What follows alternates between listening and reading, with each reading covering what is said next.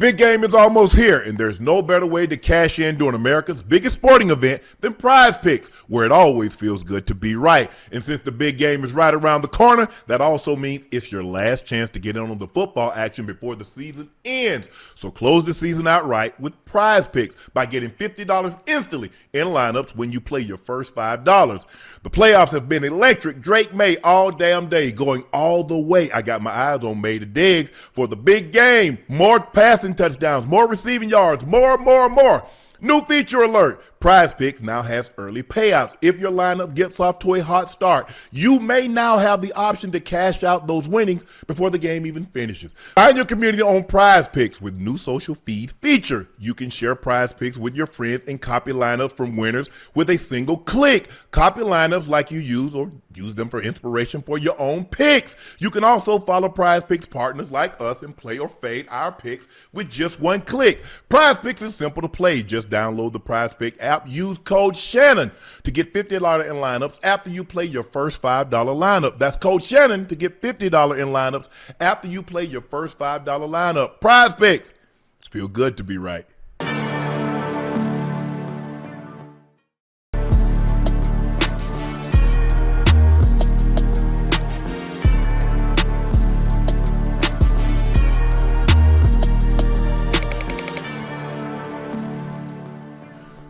Good evening, ladies and gentlemen, and thank you for joining us for another episode of Nightcap. Y'all know who I am. I'm your favorite Unc, and there's my partner and co-host, Liberty City's own, the man that likes to argue occasionally, and when he starts to argue, he don't want to let it go. He don't know how to get in and get out. He like to keep it going. Unc, I like this. We got to do this. No, we don't got to do this no more. Everybody picking it up. Want to try to make it more of a situation than what it actually is. Right. But that was a great time was had last night. Yes, please make sure you hit that subscribe button. Please make sure you hit the like button and go subscribe to the Nightcap podcast feed wherever you get your podcast from. We would like to personally thank each and every one of you for the support for the last 2.5 years, now and continuous. All because of you, this is possible. To go to the Radio Road, to have the draft, to go tour. It's been amazing, and we look forward to doing all these things again in the very, very near future. We do have Radio Row on Wednesday, Thursday, and the live show Thursday night. So, guys, thank you for your support because of you, you make this possible. Those looking to purchase a bottle of Shea by Laportier, head over to LaportierCognac.com if you cannot find it in any city or state currently near you. It is a premium VSOP cognac, the best tasting premium VSOP cognac on the market. We have the original size, the OG, which is the 750. But now we have a junior size, which is the 375. It's the same great quality, the same taste, and the same smoothness. Please drink responsibly and stay safe. Tickets for our Super Bowl live show in San Francisco are on sale now. That link is pinned in the chat. The show will be Thursday, February the 5th at the Herbst Theater in San Francisco.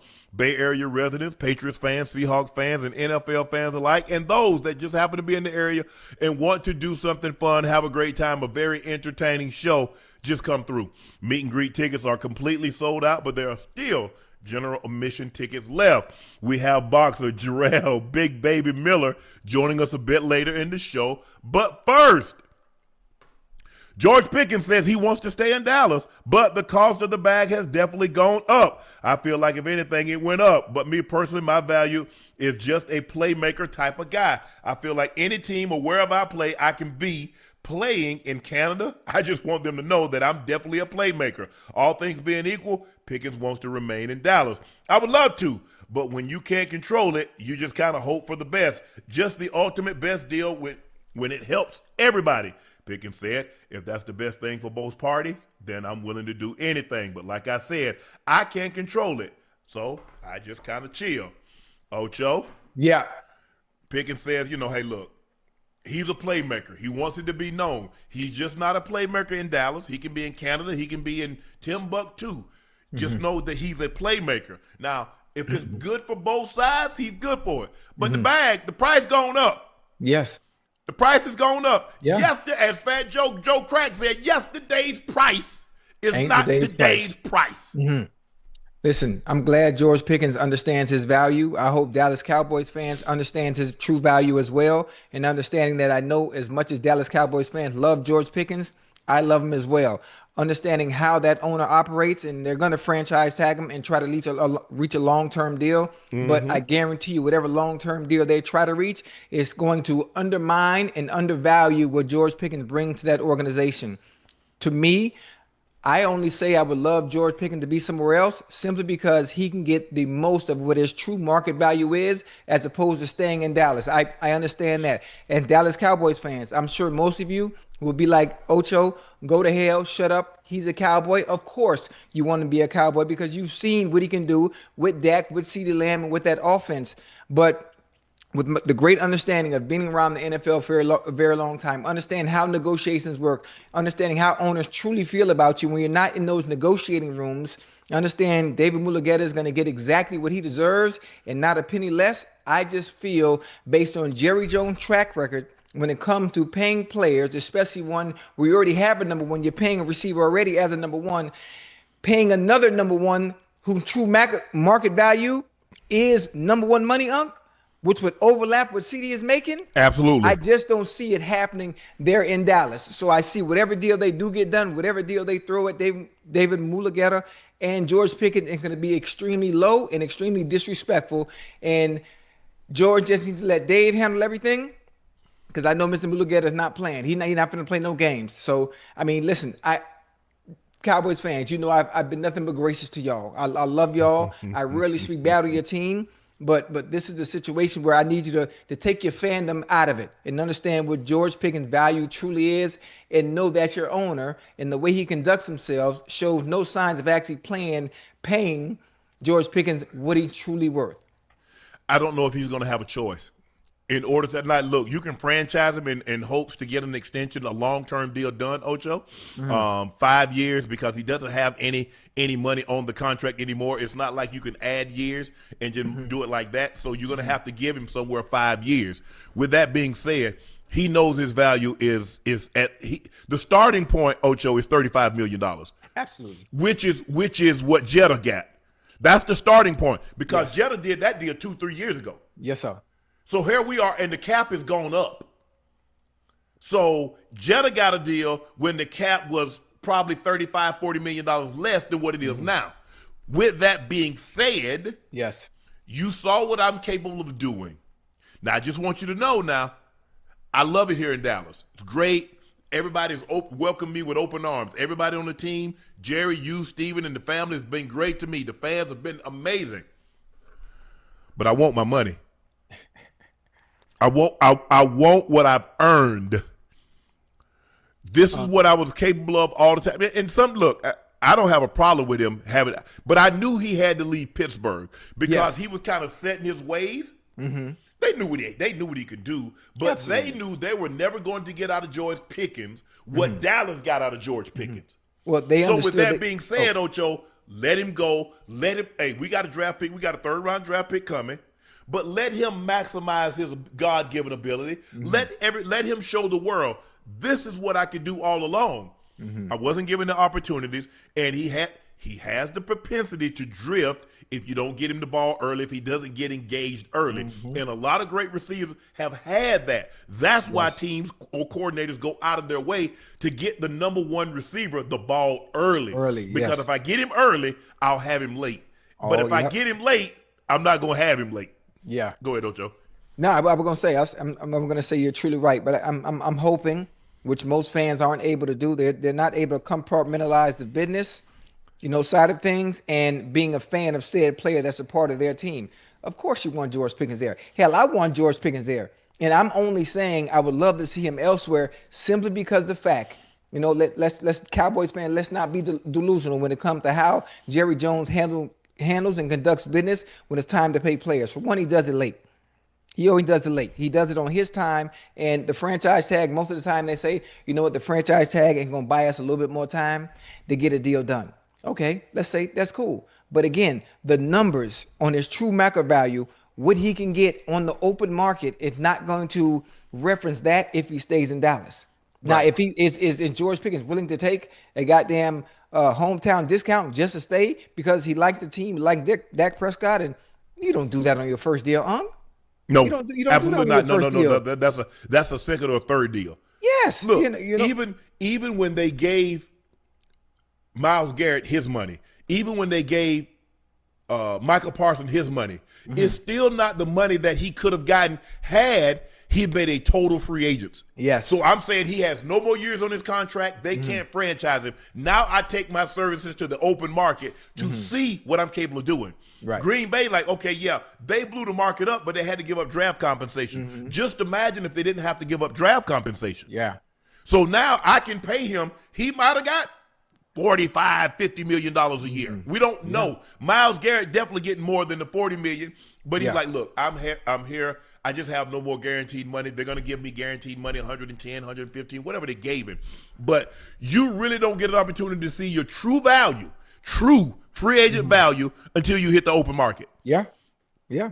And it's easy because the thing is, Ocho, it's kind of like when you're in one job. They can tell you what they're going to pay you because you're already gainfully employed somewhere else. Yes. Okay, when you become available, that price goes up. Yeah, absolutely. Because I'm on the market. Now, hey, you been with Alphabet, you bidding with Meta, you bidding with, with Amazon, you bidding with Microsoft, you're bidding against others. Well, when I got your rights, Ocho. I mean, can't nobody do nothing. Yeah. I got the franchise tag on you. Yeah, that's the sad part. How they weaponize that franchise tag. And for one, it works in the owners and the players' favor, because at times it gives owners and their team, time to try to negotiate, try to work out a contract. But just in this case, I'm understanding he can't get what his true value is going to be. That's all I'm saying. They're going to lowball him. They're going to disrespect him. If he was able to, if George Pickens was able to be inside those rooms and see how ownership really feels about you, they're going to bring up every little thing to say why we shouldn't pay him this amount of money. You remember we was in Vegas and you missed the bus. You remember there was a couple of meetings that you missed. You remember there was a couple of times that you was late to practice. You remember there was a couple of times. Now, I'm just saying. No, they're going to use all that. Every negative thing that you do, they bring that up. Up when it's time to negotiate. That's why most of the time you don't want players sitting on room, because you'll be pissed at how they truly feel about you. Yeah, matter of fact, man, I'm not going. Listen. That stuff was told to me in due just, so I'm not going to mention. I'm just saying the top player, I'm not talking about just know anybody. The top players in the NFL, when it was time for them to get played at the receiver position, I was told verbatim what was said about them, and it shocked me because do you know who that is you talk about like that? That's how you really feel. That's why. What? That's why. You have someone to hear their side and can tell you your side, so you don't. I don't care what anybody says. When they say when you could be an MVP, when they say, "Well, we don't think you all of that," or "You haven't helped us advance past this," right? That leaves a sour taste in your mouth. Yeah, absolutely. It just does. Yeah, because you're human. Ocho, the chat say you ain't have this energy for Jamar and T. Come again? Press play. The chat says you didn't have this energy for Jamar and T. I mean, yes, I did. I said the same thing. And this situation is a little different because George Pickens has had issues. George Pickens has had troubles. He had troubles in Pittsburgh. He was pissed. Unc, you got on him. I got on him. And now he goes to Dallas and shows what he truly can do. And I understood what he could do if given the opportunity to do exactly what he can.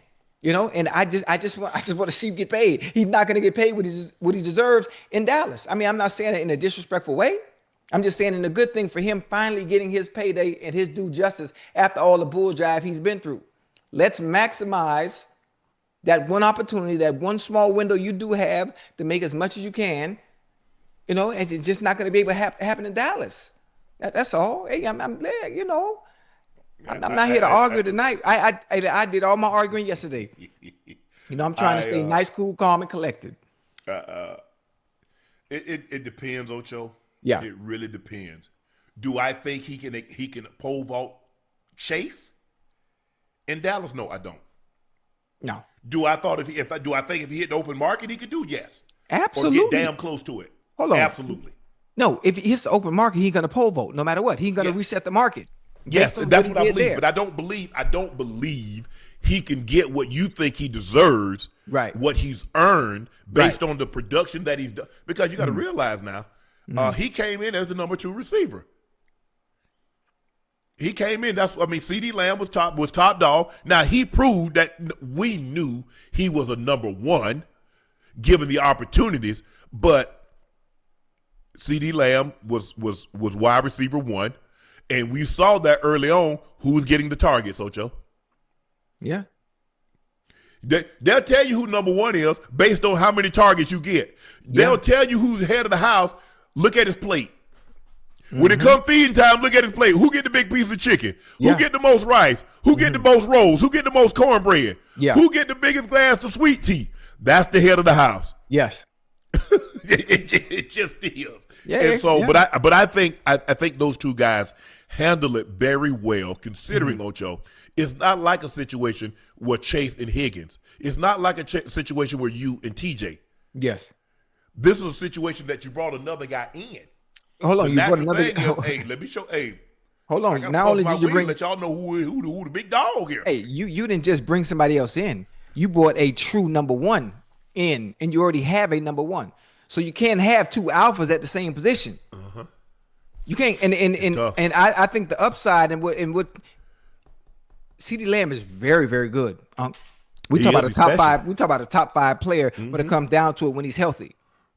Now George Pickens is also, when he's healthy and given the opportunities to play and get the balls and then get the football, the way he can, what he can do. Yeah. He's a top five talent as well.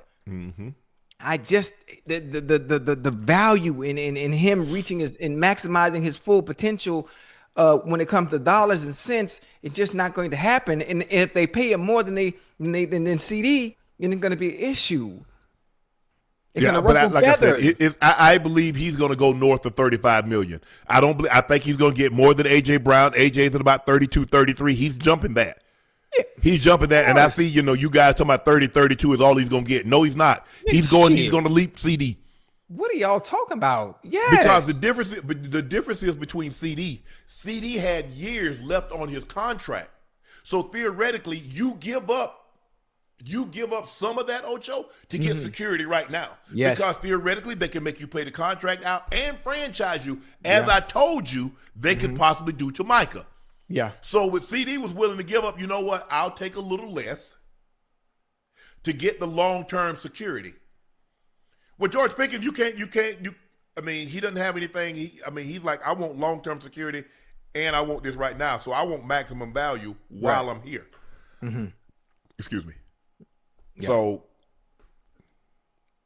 that's what we'll see. Yeah, we'll see. Me personally, Ocho, this is the one time that I think Jerry's going to be anxious to get a deal done because he listen. Pick has done a great job of playing the game. Now we know the situation with Mulugeta and Micah. We understand that, but this guy here down the field.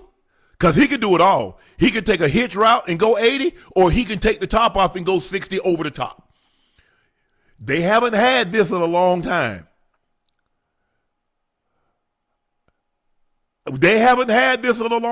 Ocho. A big body with a huge catch radius. And so because they have that, you think all of a sudden Jerry Jones that we've seen. I'm going to be optimistic about Jerry this time, Ocho. Man, child, please. Listen, I love Jerry. And for somebody in the chat that just said they don't understand and I'm not making any sense, let me clear it up for you in my terms. George Pickens can get his true value in Dallas when you already have a number one receiver. Therefore, I prefer him to be able to hit the open market and get his true value somewhere else and actually have his own team and be a number one elsewhere. Understanding and knowing the game that Jerry's going to play. If you understand the business and you see how that specific owner has always worked when it came to playing players, that's all I'm saying. It should make clear sense. I can't break it down any simpler than what I just did. He's going to play games when it comes time to paying George Pickens. He is. He was playing games with the... Never mind, don't worry about it. But y'all understand what I mean. NFL Commissioner Roger Goodell said today that the league had nothing to do with the vote for the Pro Football Hall of Fame, and that he believes Belichick will eventually be inducted. There was speculation that the Belichick role in the Spygate scandal in 2007 and changes to the voting process might have contributed to at least 11 of the 50 voters opting against voting for Belichick. Belichick was in a group with Robert Kraft and 3 senior players, Ken Anderson, Roger Craig, and L.C. Greenwood, with voters allowed to vote for one of only 3 candidates with 80% needed for support. We are not involved, Goodell said. Bill Belichick record goes without saying. Same with Patriots owner Robert Kraft, who's also a candidate. There are speculations they have contributed so much to the game, and I believe they will be Hall of Famers. Ocho? Yes, sir. What's your take on what Kamish said? Seemed like he was very PC, very political. We don't have anything, and they don't. Listen, he's always going to be PC. It's his job. It's his job to be able to be on the fence about all these situations, especially something like this when he knows it's asinine. He knows, Goodell knows it's ridiculous that he wasn't voted in. Again, those 50 voters, I feel they just have too much power. They have too much power where when they do make a vote, someone should be able to go through the vote and look at it and say, you know what? I'm not sure. I need to see all those who were in favor and said nay when it came to Bill Belichick. When his name comes across that table of those 50 voters and they said Bill Belichick for the Hall of Fame, it should be a unanimous decision across the board. The fact that he didn't go in because of personal reasons, which had nothing to do with his resume and accolades and what he did on the field, it doesn't matter. It doesn't matter. It's ridiculous. Ocho, I didn't know that Bill Walsh wasn't the first ballot Hall of Famer. Should have been. I didn't know that. Yeah. I wonder why, though. George Halas, Chuck Noll, Tom Landry. Yes. Don Shula. Yep. Vince Lombardi. Mm-hmm. Those are the 5 coaches in the history of coaching in the NFL that have gone in on the first ballot. Mm-hmm. I thought he would. I did think he would get in, but I knew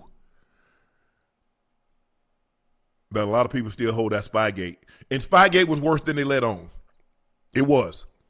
Now, I'm not telling you what's up. I'm telling you, it was. There's a reason why they sent those people there and they destroyed the tapes. Don't bring them back. Destroy them there. It was worse.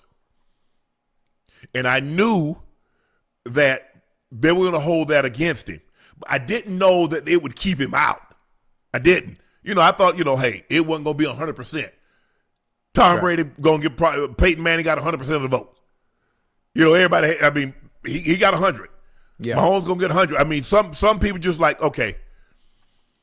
And I thought that would be Coach. I thought Coach Belichick would probably get 90% of the votes. Right. Because there are some people. And again, Ocho, all those times that Coach Belichick was cavalier, he was smug, he was condescending. Mm-hmm. You're being condescending to the people that's going to have to vote for you. We just saw a situation with Tracy Morgan. Now, this young man fell on hard times. But when he was younger, you see? Now, you see how the roles reversed? Yes. And I believe that's what happened. And I'm disappointed. But I'm not as upset about Coach Belichick not getting in as I was T.O. Right. Because they changed the rules. They didn't change no rules for Coach Belichick. Right. You get 3 candidates. You get to vote for 1. That's it. They changed the rules to keep T.O. out. And you say, you know what? They dead ass wrong. But if you say, you know what, Ocho? He ain't in the first ballot. You make him wait again just because? Yeah. Just because? And you wonder why he held his own ceremony. I'll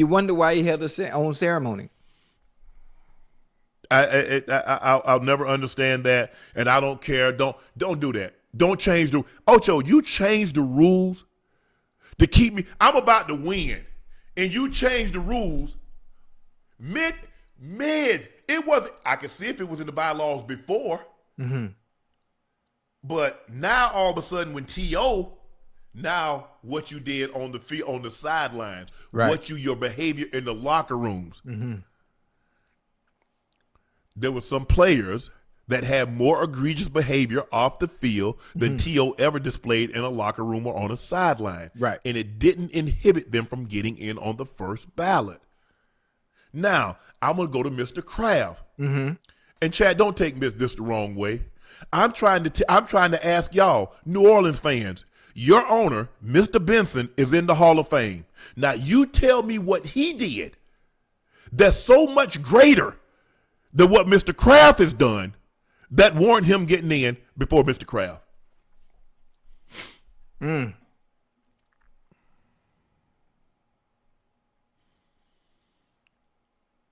But I will leave that alone. Yeah. I'm already, Ocho, the NFL ain't pleased with me right now, so I'm going to leave that alone. But Well, I know how he got in. They not pleased with you? They're not pleased with me right now, Ocho. Well, what But you it's did? okay. What you did, It's huh? okay. I ain't do nothing. I ain't do nothing. Oh, well, listen, anybody that got a problem with you, then they got a problem with me. Send them on my way. I'll deal with them. So that's the issue. I mean, you look at some of these owners that's gotten in. The man brought the team, if I'm not mistaken, in 1993. They went to their first Super Bowl in 1996. Right. Since 1996, they've gone to 12 Woo. Super Bowls. That's crazy work, boy.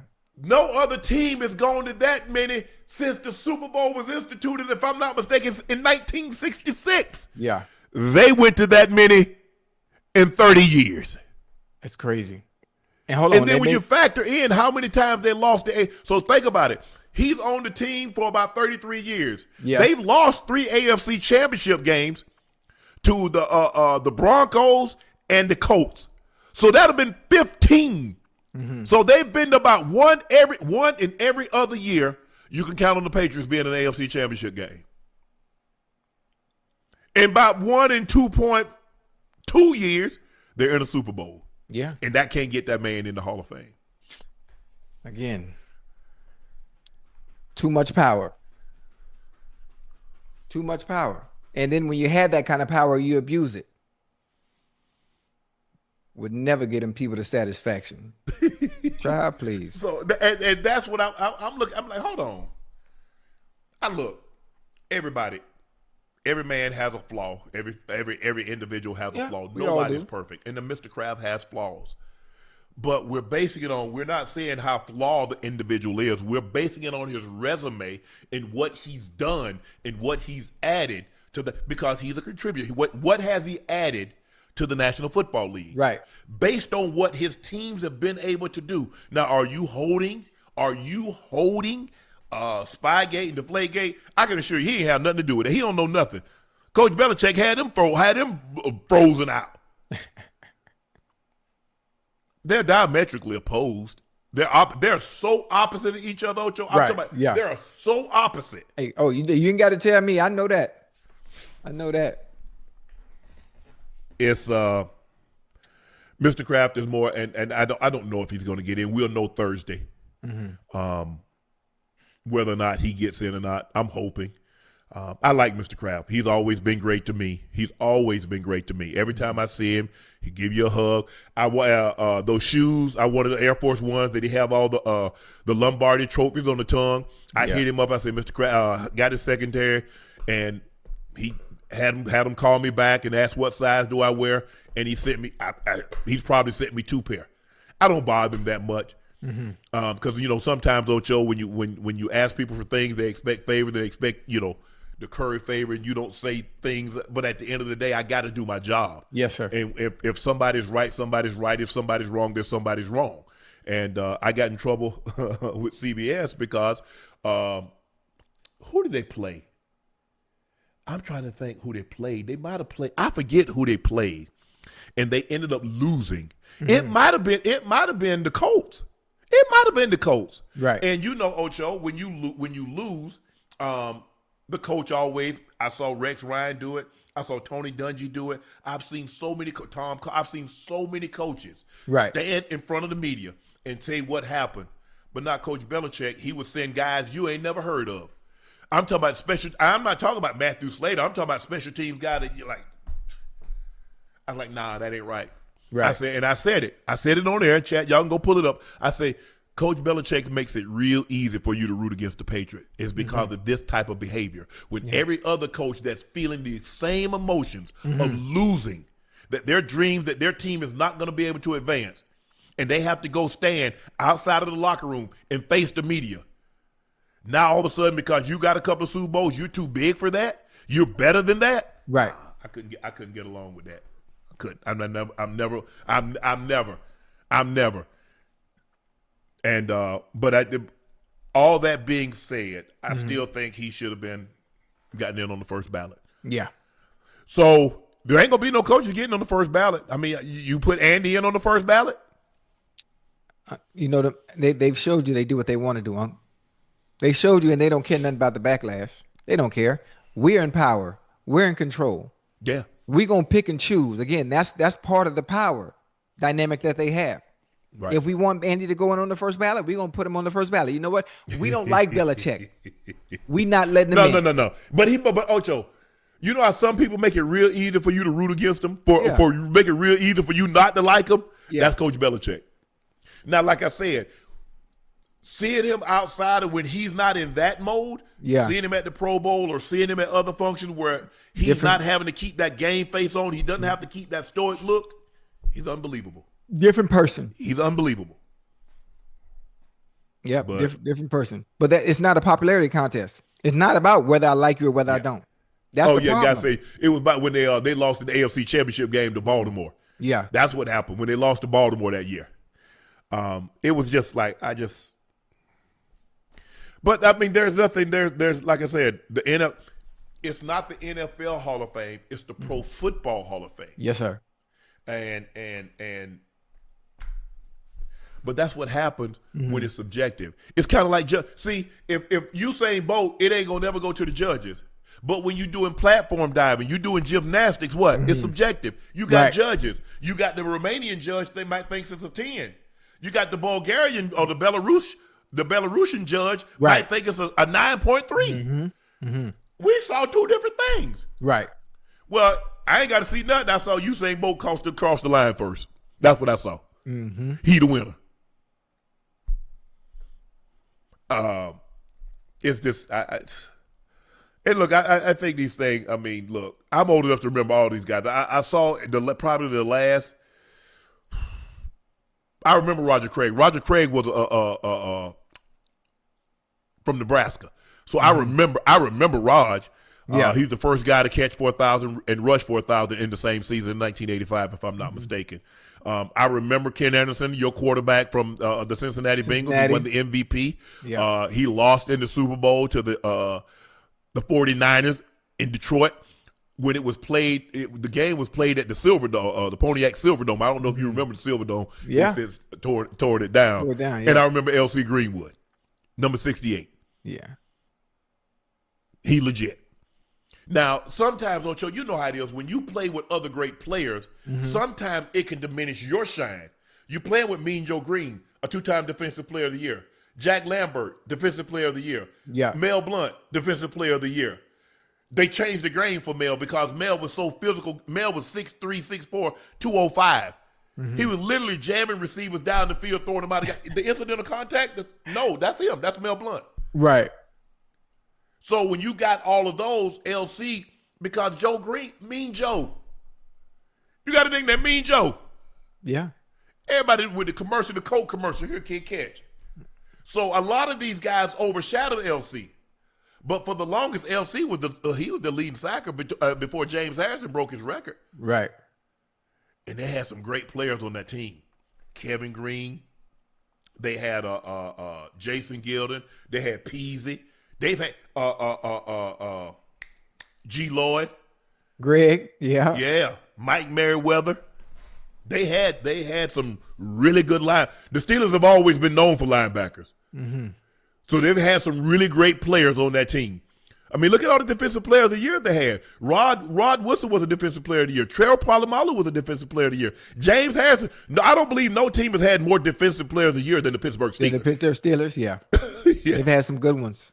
I mean, and they were getting the – I mean, look, sometimes you might have a guy, but you got Joe Green win it one year, then Jack Lambert win it the next year, Mel Blount wins it the next year, then Joe Green wins it again. You're like, come on, man, how? But that's how good they were. Yeah. But the guy that would lead them in sacks was LC. But look, like Roger said, Commish, that they'll get in. But it's something about, everybody wants that first ballot because there are so few that actually get in on the first ballot. So, me, Ocho, hey, was I disappointed? Yes, because I think I had done enough. When I left, no tight end could say they had all the records, most yards, most catches, most touchdowns, most Super Bowls, all pros, Pro Bowls. Okay. Didn't get in. Get in. Like, at that point in time now, okay, ain't nothing I can do, Ocho. I can't go back out there and get no more yards. Right. Can't. But if I could tell Coach anything, say, Coach, hey, ain't nothing you could do. You did everything that you did what you were supposed to do, which was win. Hey. Now it's up to somebody else to do what they're supposed to do, which is put you in. Listen, knowing Bill. Oh, it bothers him because his confidence says, what do I have? So 6 Super Bowls isn't enough. So he knows, Ocho, because it's a thing because there's so few. Think of Ocho. When it came to coaches, he was one of the 100. He was remember they had that 100th anniversary team? Yeah. Who was the coach? Yeah, I understand what you mean. If you think about it, Ocho, I don't think Marvin got it. Did Marvin Harrison get in on the first ballot? Most of the guys, John Randall, I think, was a all player, and he didn't get on the first ballot. But you're looking at Joe Green, and you're looking at some of these guys that Marvin got in the third year. I don't think Blunt was a first ballot. Was Mel Blunt a first ballot? I don't think Mel was a first ballot. 4 Super Bowls. They had to change the rules for it, Ocho. Yeah. Hey. He was first ballot. So it is what it is now, Ocho. Ain't nothing we can do. There ain't going to be another vote. And everybody now, not everybody, it should be known who voted against Coach Belichick. Y'all didn't want to make that concession for T.O. Let us see who voted against T.O. If that's what we doing. Is that what we doing, Ocho? Whatever they want to do. I was just checking. Because they want to make it seem like it's so egregious. And like T.O. just like, there are a few guys. I had a platform at the time. I was on Undisputed. So I had a platform that I can voice it, and I know Skip, that was something Skip wanted to talk about. I wanted to talk about it as well. I knew where and just because he was on that side of the fence, that doesn't mean that we talked about it because he was over here and I was over there. I'm smack dab. I'm old enough to, T.O. came, I was already in the league. I was already established. And seeing what he was able to do. They moved on for Jerry for T.O. Do you understand what I'm saying? Yeah, absolutely. They moved on from the greatest receiver ever for T.O. Yeah. That's how great he was. I don't think people realize because, you look at how he was going at it back and forth on the sideline with the offensive coordinators or the quarterback coach or maybe some of the things that he said about Jeff Garcia and he was saying about Donovan. But I don't think y'all have any idea how great T.O. was. Oh, I know. I got to see him for 11 years straight. Ain't got a year to play with him, so I already know. Y'all have no idea how great this man was. Great. He's still only one of 3 men that would have 150-plus touchdown catches with a threat anywhere on the field. Smoke route, slant route, could get deep, could run the over route and split the seam and hit his head on the goal post. And he was more than a willing participant in the run game. Oh, yeah. Block his ass off. And I never questioned, man, T.O. slack. Nope. You know what you got with T.O. He's going to give it to you every single Sunday. Oh, yeah. Ocho, one day after the NFL coaching carousel stopped with 10 head coaching jobs filled, but only one minority candidate, Commissioner Roger Goodell said the league would take a closer look at the Rooney Rule. throw it in the trash. I think we've become more diverse league across every platform, including coaching, but we still have more work to do. There got to be more steps. We're reevaluating everything we're doing, including the accelerator program, including every aspect of our policies in our program to meet the challenges of today and tomorrow rather than yesterday. We need to be looking at, and why did we have these results this year? Goodell said that every team was Rooney Rule compliant in the head coaching cycle, and that he believes every team with a head coach opening exceeded the Rooney Rule this year by interviewing more than the requisite 2 minority candidates. Robert Saleh, whose Lebanese descent, was the only minority candidate to land a top job with no other black head coaches hired. It was the 5th time since the Rooney Rule was instituted that there were no black head coaches were hired during an off-season training cycle. You can put all the rules in place that you want to. It don't matter. I'm going to hire who I want to hire. My point exactly. I don't know why we keep going through. We keep having to jump through hoops. We keep having to jump through hoops, and they keep showing you we don't want you. They put these rules in place just to have something to abide by. Here goes some rules just to make you happy. Whether you qualify for the job or not, they don't want you in those positions and being leader of men. They just don't. And the positions that they do give you is teams that are not that good, and your lease is going to be too goddamn short. Mm-hmm. And you're going to get fired. They just like, here, damn, so we can shut everybody up. If they don't want you in those positions, why do we continuously fight and argue and claw and scratch to be where they don't want us? I don't understand. We gripe about the same thing every hiring cycle. Oh, no black people hired. Oh, my God, yet again? Oh, we're surprised? Everything. We fuss about the same goddamn thing every goddamn cycle. They don't want us in those positions. Why we continue trying to knock down the door where we're not welcome? My goodness.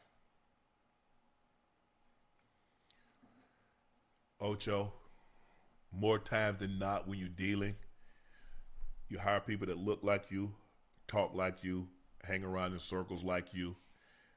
Word of mouth, such and such is really, really good. That's why they go to the Senior Bowl and meet and mingle. Me, in my hiring, I don't really do a whole lot. Actually, this is my recommendation. I think this is the best part. I don't care. If you're a woman, I'll if necessary, I'll hire 10, 12 women. Black, white, I want the best person for the job. Work hard, be on time. That's my only thing. I ain't got a whole lot of rules. I mean, you ain't got no rules. I mean, the only people that I see is Jordan Ash. Everybody else, they live where they live. But when it's time, when it's time to do what we need to do, we got to get it done. So I don't care. I don't care what your gender is. I don't care what your race is. I don't care what your orientation is. I don't give a damn about any of that. I want the best people in the job. Yes, sir. That's it. That's all I want, Ocho. That's it. Yeah. Ocho, hey, Ash, you explain to them what's expected? What? You hired him. What the hell? she told me I'm the only white person on the team. You hired him. What the hell?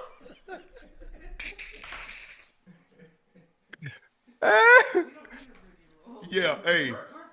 They might try to close me down, but I got too much DEI.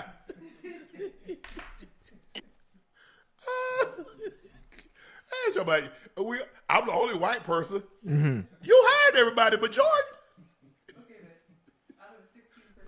Yeah, 16-person staff. You're the only white person. Yes. Yes, we have. How many women we got? Two. Well, you hired them. Well, theoretically, Rhea is our staff too. Oh, we count Rhea, so we got 3.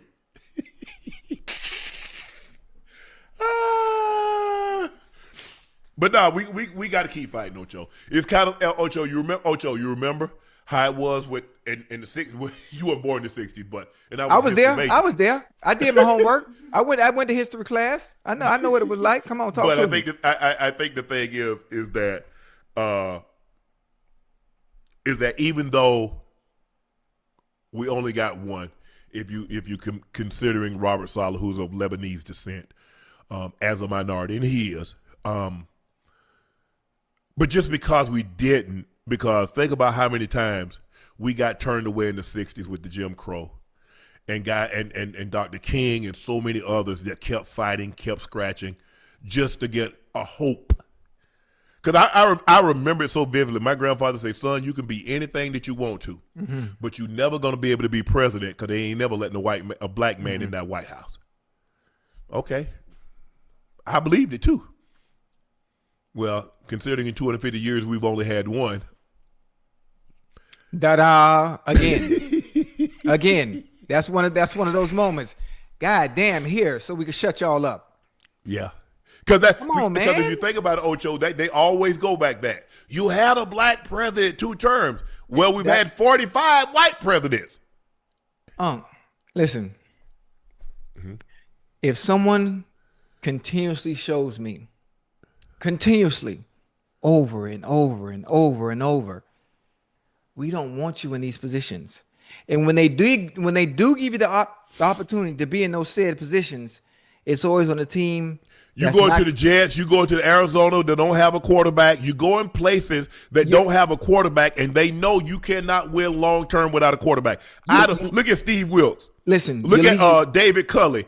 David Culley got the job for 6 months at Houston, Texas. Now they have since D'Amico, and D'Amico's done an unbelievable job. D'Amico has a quarterback. Look at Steve Wilkes. Terrible quarterback, fired after 1 year. Now they bring in Cliff Kingsbury. He gets Kyler Murray. He's able to stay 2, 3, 4 years, whatever the case may be. So without a quarterback, you're not winning. I don't give a damn. Black, white, yellow, purple, Lebanese, Haitian, don't matter. It doesn't matter. And listen, I love fighting a good fight. I always have. I love fighting a good fight because I've had to fight it as well. But I was able to march to the beat of my own drum. And I understand the power dynamic when those who do the hiring is none of us in there. Right. They're not like-minded like us. They don't see what we see. They view it and are more comfortable going with those that look like them. Right. It has always been like that, and it will always be like that. And I just don't like the fact that we cry and we holler every time a hiring cycle comes around and say, oh, none of us got hired. Well, no fucking shit. They don't want us in those positions. Well, we're not in a position. First of all, there are not a lot of us in the position of hiring the head coach. Can I ask you a question? Yes. How many of us are owners? None. How many of us are in positions to do the hiring in general? I mean, I'm trying to think. Maybe the guy Detroit. Maybe the guy Ryan Poles in Chicago. I'm trying to think of black GMs.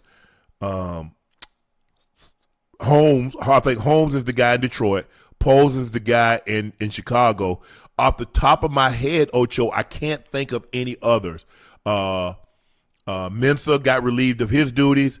So off the top of my head, I can't. But we ain't giving up, Ocho. No. I mean, hey, hold on. Listen, you don't have to give up because they gonna listen. Every blue moon, they gonna give you. Well, damn, here you go. Every blue moon, just to shut everybody up, and that's what they continue. That's what they continuously do. Damn, here y'all go. Shut up. That's what they do every time, and we fall for it. And we fall for it every time. In Cleveland. Who? Andrew Berry in Cleveland.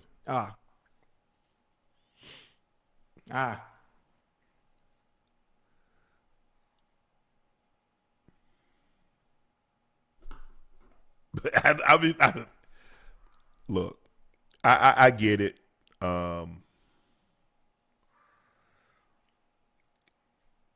It's just tough when you talk about a league that's 70%. I think the NBA, you see a lot of black coaches. It's always been that way. That's a different ball game over there. That's a completely different ball game over there in the NBA. Do you think it would ever look like the NBA will ever look like the NFL? Absolutely not. Because those who are in position to do the hiring are hiring those like them. And matter of fact, what happens is when their coaches get fired, you're always going to have a job somewhere else. Always. Once you come from that tree, if the branch breaks, you good. I got you. Look at it. Look, it's been going on the same exact way. Coaches that have had no success at other places get a job like this right away. They do. Right away. They do. right away. And the black coaches that have had constant success, look at the teams that they had at their disposal. Mike Tomlin, 18, 19 years.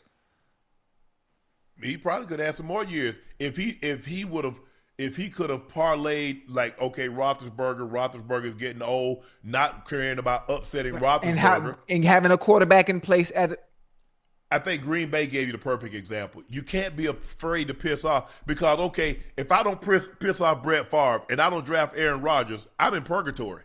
Yeah. No, I ain't in purgatory. I'm in hell. Purgatory is in between heaven and hell. You in hell. Yeah. But guess what? You piss off Brett Favre and you draft Aaron Rodgers, and now you got a bridge for 18 years. Right. Okay. You piss off Aaron Rodgers and you draft Jordan Love. Now you got a bridge. Mm-hmm. They didn't do that in Pittsburgh. Yeah. And then they tried to piece it with Mason Rudolph and Cody Pickett and Justin Fields. Mm-hmm. It's just not going to work, man. Yeah, it's just not work. Listen, it's hard. I love the good fight that we talk about. I love that we want us in positions of power. I love that we want us being leaders of men and being head coaches of football teams. But the situations that they give us, the opportunities that they give us, are not ideal. They're not ideal. No. And most of the time, your lease is short. Maybe 2, maybe 3 years at most, at best. And after that, that's it. That's it. Yeah, I agree. I agree. You're not gonna get anything from me, but Ocho, we can't give up. Oh no, I didn't say give up. I'm just telling you the bullshit they're doing, and they're doing it right in our face. Yeah, they got all these. Hey, listen, they got all these rules in place and all this performative bull jive that make it seem like they really. Come on, man. They playing right in our face. Well, we have rules set in place. Well, we interviewed him. You know, he just wasn't qualified. For us to get most of the time, we overqualified for the job, and they still gonna hire their friend anyway. True. Because at that point, it's all on who you know. Right. And but that's the thing. Like for the Cowboys, I ain't even going there. Jerry ain't putting no black man in no head coach.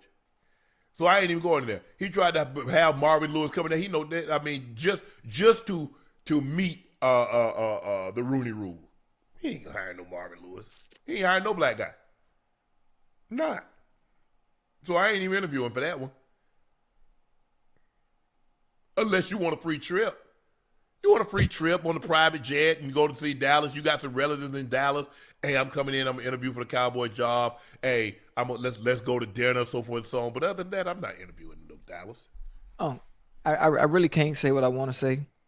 And I love topics like this. I really do. And most of the time you think, I play around a lot. I entertain. I have jokes. I make fun of a lot of stuff. But you can tell by my voice and my tone is I hate the game that they play. And the fact that people can't see the game that they play instead of peeling back all the layers on how they do us purposely.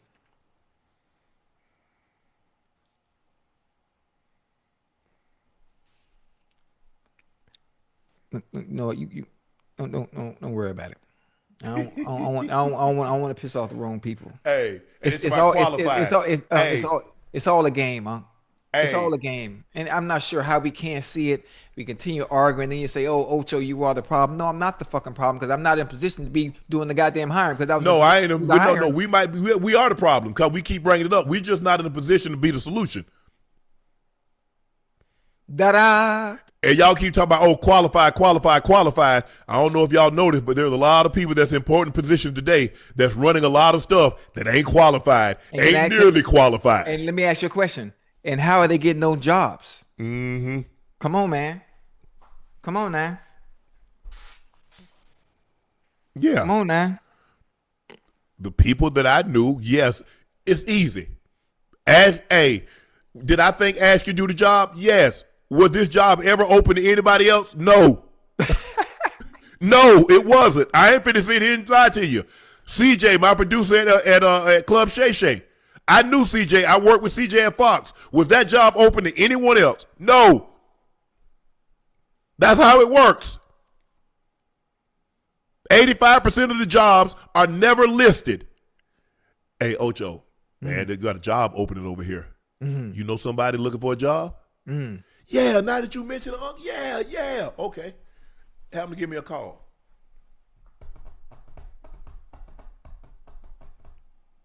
Hey, boy, they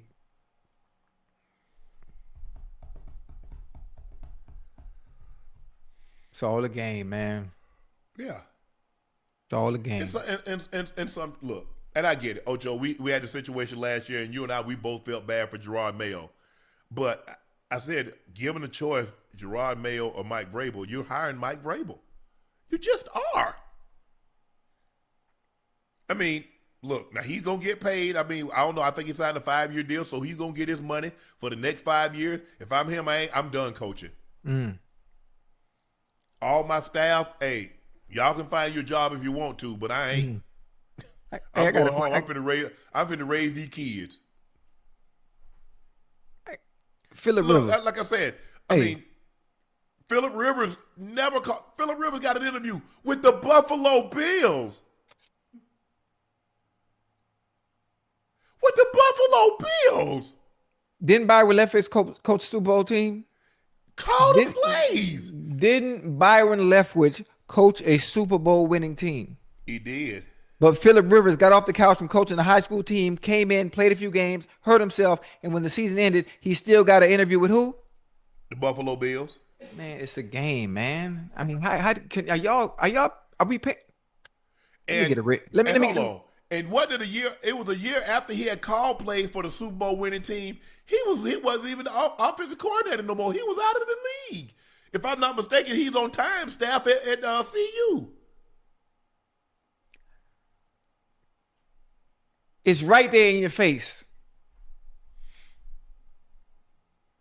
It's right there in your face. They keep playing the game, and we keep falling for it with the same rhetoric every time a hiring cycle comes along.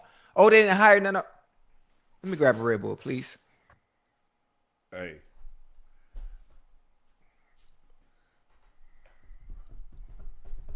Y'all keep saying. I just want to know, do y'all think that a guy that's never called plays, that's never coached, that looks like Ocho and I will get an opportunity for a head coaching interview in the NFL?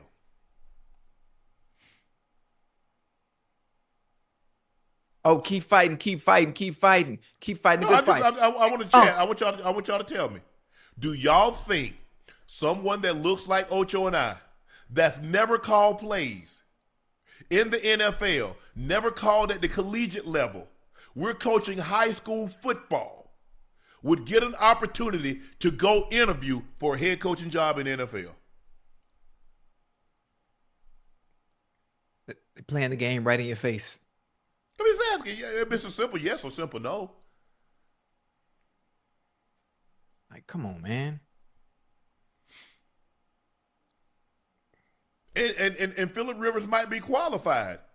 But somebody might be qualified, but if you don't give them an opportunity, you won't ever know. That's what we're saying. I remember, the league wouldn't let people like Ocho and I in. They couldn't think and they couldn't do this. First of all, you couldn't play the center position. You could play a running back. You could be a wide receiver. You could be a DB, but you couldn't play center because you had to make the line calls. You couldn't play quarterback. That was forgiven. Think about how many guys that were quarterbacks in college and they had to train. They had to move to wide receiver, running back, or DB. It wasn't until Doug Williams won the Super Bowl. Like, well, hold on. You mean to tell me they could win the Super Bowl? Well, shit. I better go get me one. That's how it's copycat league, Ocho.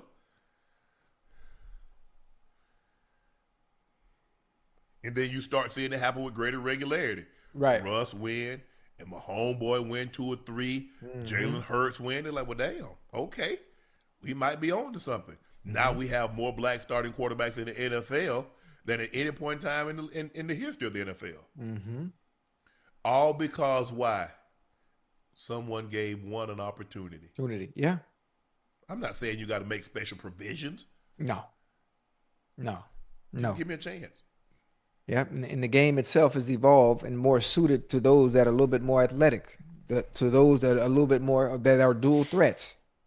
So again, that's another reason why more opportunities are being suited in case for those that look like us. And But they talk about own something, man. You're gonna have to like. own I don't know own who. Well, you're own gonna have. who? I mean, the Seahawks are probably gonna sell for $7.5 billion, maybe even $8.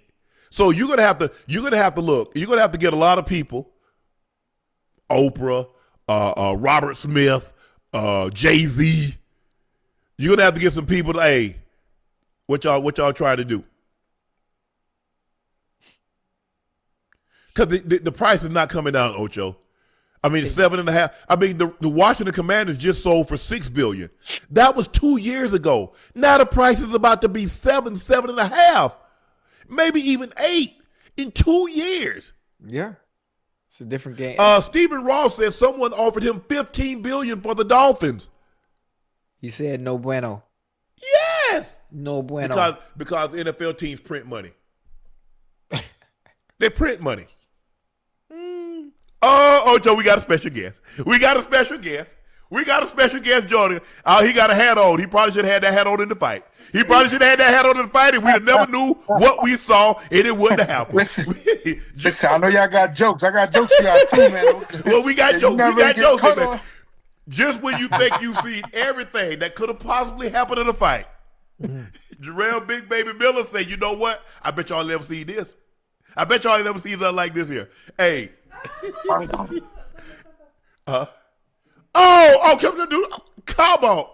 Baby, you ain't gonna put it back? No, why not? I'm gonna leave it like this. I'm gonna rock out, grab these checks right now for a few weeks before I cut it off. Okay. Hold on. You ain't got the glue out of there? Hold on. This right here. What that is right there? I know that ain't your real. That's my real hair. I got real hair, That's man. the lineup, Unc. That's the real hair. Let me ask you this. Before we get into the fight, you know they told you if you get that glue, you can't get that thing wet. You can't sweat. Why would you go do that a couple of days before the fight? First of all, I when you go to a barber, you want to take as a professional advice and believe what he's saying. My man said he gonna slap the tape up there and he gonna slap the glue up there. It's gonna be double reinforced. So I assume what he's saying is gonna be facts. It's gonna be true. But when that boy hit me upside the head, all I felt was AT. I said, oh nah, I think this thing is coming up. I said, I think we might be screwed right now. Hey, man, when they say you pull up on the scene with the top missing, boy, that's what they meant. I said, oh my. So when did you know it had started to pull? It had started to seep away from the cap? Oh man, So first, I kind of felt it. So I had my left glove on my right side of my left side of my You try to hold it down, huh? Yeah, right. Goddamn. You try to hold it down. But I said, nah, I don't think it happened. But then when I sat down and my coach is giving me instructions, he don't never stutter. He stuttered like 2-3 times. And then I seen his eyes look down at me, then look up, then down, and look up. I said, oh shit, I think it went up. But I know he's trying to stay focused, not distract me. But I said, you know what, God? I said, if I look at the Jumbotron and this thing is up and they replay it, then I know I'm screwed.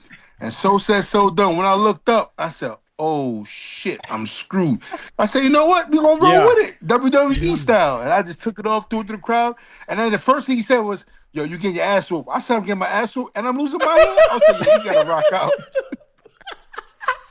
I said, we got to rock out with this one. Hey, so after that point, after your coach told you that, obviously you took the hairpiece off. What was your thought process after that, going into the rest of the fight? Man, just win, just win, because I know I've been off a year and a half layoff, and the ring rust has caught up to me, and I thought everything would have been good. I know I feel like I could have knocked him out a couple times in the fight, but for some reason I just wasn't pulling the trigger. Right. You know what I'm trying to say? So I said, you know what? My cousin Nas said, yo, just get the win. Just get the win, and we're going to go back to the drawing board. And that's what I did. You know, thank God, I went and got that win, and then we back to the drawing board. Yeah, was it baby, Big Baby, was it distracting? Did you know, like, well, damn, I ain't really fighting. I'm trying to keep this thing on and trying to punch and trying to dodge punches. Man, I just need to, the hell with this. That's it, 100%, 100%. You know, we all from the block, man. You know, one thing our brother's gonna do is you're gonna get For clowned when sure. you get back home. So you know you're gonna get clowned and you got your ass whooped for using your hair. Hey, man, Hey. I'd have got married. So I said, you know what? Forget the hair. We gonna roll with the Right. punches, get this win, and I'll take it Yeah. after that. You know, and God, and I'm gonna say, God bless you in mysterious ways, man. I pray to God. I said, God, whatever I do this weekend, let me get through this weekend, man. And man, we flying I colors know right you now. ain't going back to Even that though- barber again. That man told you a dream because you can't get that wet. Mhm. Yo, listen, he sold me more than a dream. He sold me my future. And then all of a sudden, I see go up and smoke. So, yo, listen, I blame my cousin too. That he was, yo, my barber nice. He ill with it. I said, he got the joints. He said, yo, Yeah, he got the unit. Oh, he gonna have that thing. Yo, my cousin Ray. I'm gonna put him on blast. He right there on the couch. You see him? Yo, it's him. It's him. He said he got the joints. I said, I bet. Let's go over there because what happened was I got here. Yeah. But you know, I went to a barber. You know, they get a little enhancement, a little Yeah, touch up yeah, here. yeah. There. You know, I went to one of them Spanish spots. Yo, my man hit me with the double spray cans on both sides. So you know, I rocked out on a Friday, on a Saturday. I said, let me try to get it to like a Monday. So I put the do-rag on and went to sleep and all that. I guess that chemical must have dried my hair. Everything started breaking off by like Tuesday. So I get to New York on Wednesday now. I'm like, I'm trying to do a haircut. I feel like, yo, Pa, you ain't too much hair to cut back here. I said, oh no. I said, slap the joint on it, man. Let's do it. Let's just do it. Because you know that they cut everything, so it's supposed to be just like skin. And then they put the tape, but normally they just put the glue. But they're supposed to tell you you can't get this wet and you can't sweat. Yo, Unc, he said he gonna put the tape and he gonna put the glue. I said, okay, it ain't gonna move. I said, all right, cool, but he ain't know it's for another big brother like me. You don't get your money back. Yo, man, shit. I hope he's gonna get half. He ain't pick his phone up since. And you can use that piece again. I mean, you ain't get your money worth out of that one. Man, listen, the piece got lost in the crowd. Somebody says on eBay for like $5,000. I said, who? I want my damn piece. Hey, baby, I'm getting ready to get one of those too. I'm getting ready to get one of those too for yo, listen. When I go on a live show with Unc and we go on the road, I'm gonna get the hairpiece. Yeah. I want the kind like all the way where it's kind of an afro, but I'm talking about it's waves. I want mine to look sick. Oh, you want the I'm talking about wavy. Like the 360. You want the 360. Yeah. So yo, listen. What we need to do is we need to go to Vietnam real quick and we get our own line of man weaves. We come up with our own lines, bro. We call it the O and J. We call it the OJ line. we should do that. We killing it. Do that. Man, I'm serious though. I'm doing mine. The OJ line. Yeah. I don't know, Big Baby. That gonna go over too well. Cause they, come on, why not? Yeah. But I'm saying that OJ, we killing it. Oh. Hey, I just caught on. Yeah. Oh, man. Come on. Sooner or later, they gonna hear me out. You dig? But you got hair on the sides. It's just the top because have you used the follicles? We lose everything, man. It just broke off, man. We got to start fresh. We can really see. I got some new growth coming in already. It's only been like 3 days. But see, I was gonna say go to Turkey and get. But if you got hair back here, they can pluck it and then implant it. But I don't know if you got enough hair back there, Big Baby. Bro, listen, I did the turkey thing. I had fixed my hairline a few years ago. What happened? That shit hurt. Man, I don't know. Life. Wait a minute. Hey, hold on. You can go to Turkey and you can get your hairline fixed? Yeah, you get all that fixed in Turkey, man. That shit hurt. What about my beard? What about the texture of your hair? Man, they do all that. They do all that. I was blessed with that. Thank God. If I have no beard, man, I might have been screwed. But you know, they can do all that though. They can do all that. Can't grow no hair. They be using Ocho pubic hair and underarm hair for hair on his head. Hey, baby, I want a beard, like like I'm from Philly. I want to feel it all the way in. Man, well, right now you gotta think about the only other hair you can use to put on your face is gonna be the hair on your nuts. That's what I told him. Pubic hair, yes. Oh, well, no. So I'm good because I'm and all that lint ain't gonna be nothing but some lint up in there. No, I'm good. Nah, baby, he tripping. Make sure you better be crab free because you put some crab in your face, you'll be he tripping. You know, my hair grows straight because the texture, because I got Cherokee in my skin. So it's like if you got a girl, you got a wife, like my hair grow like Brazilian curly. Yeah, so it curl up, Man, you can sell that shit. So every pubic 3 inches, you can get $1,000 for that. I would sell that shit, man. I'm with you. Let's go. We gotta make a check. Don't you think if that man had luscious locks like that, he'd have facial hair, his hair wouldn't be shiny at the top? No, because I don't like maintenance. I want to be able to get up and go. I don't like maintenance. Listen, I've watched Ochocinco for many years. My man loved to save his money.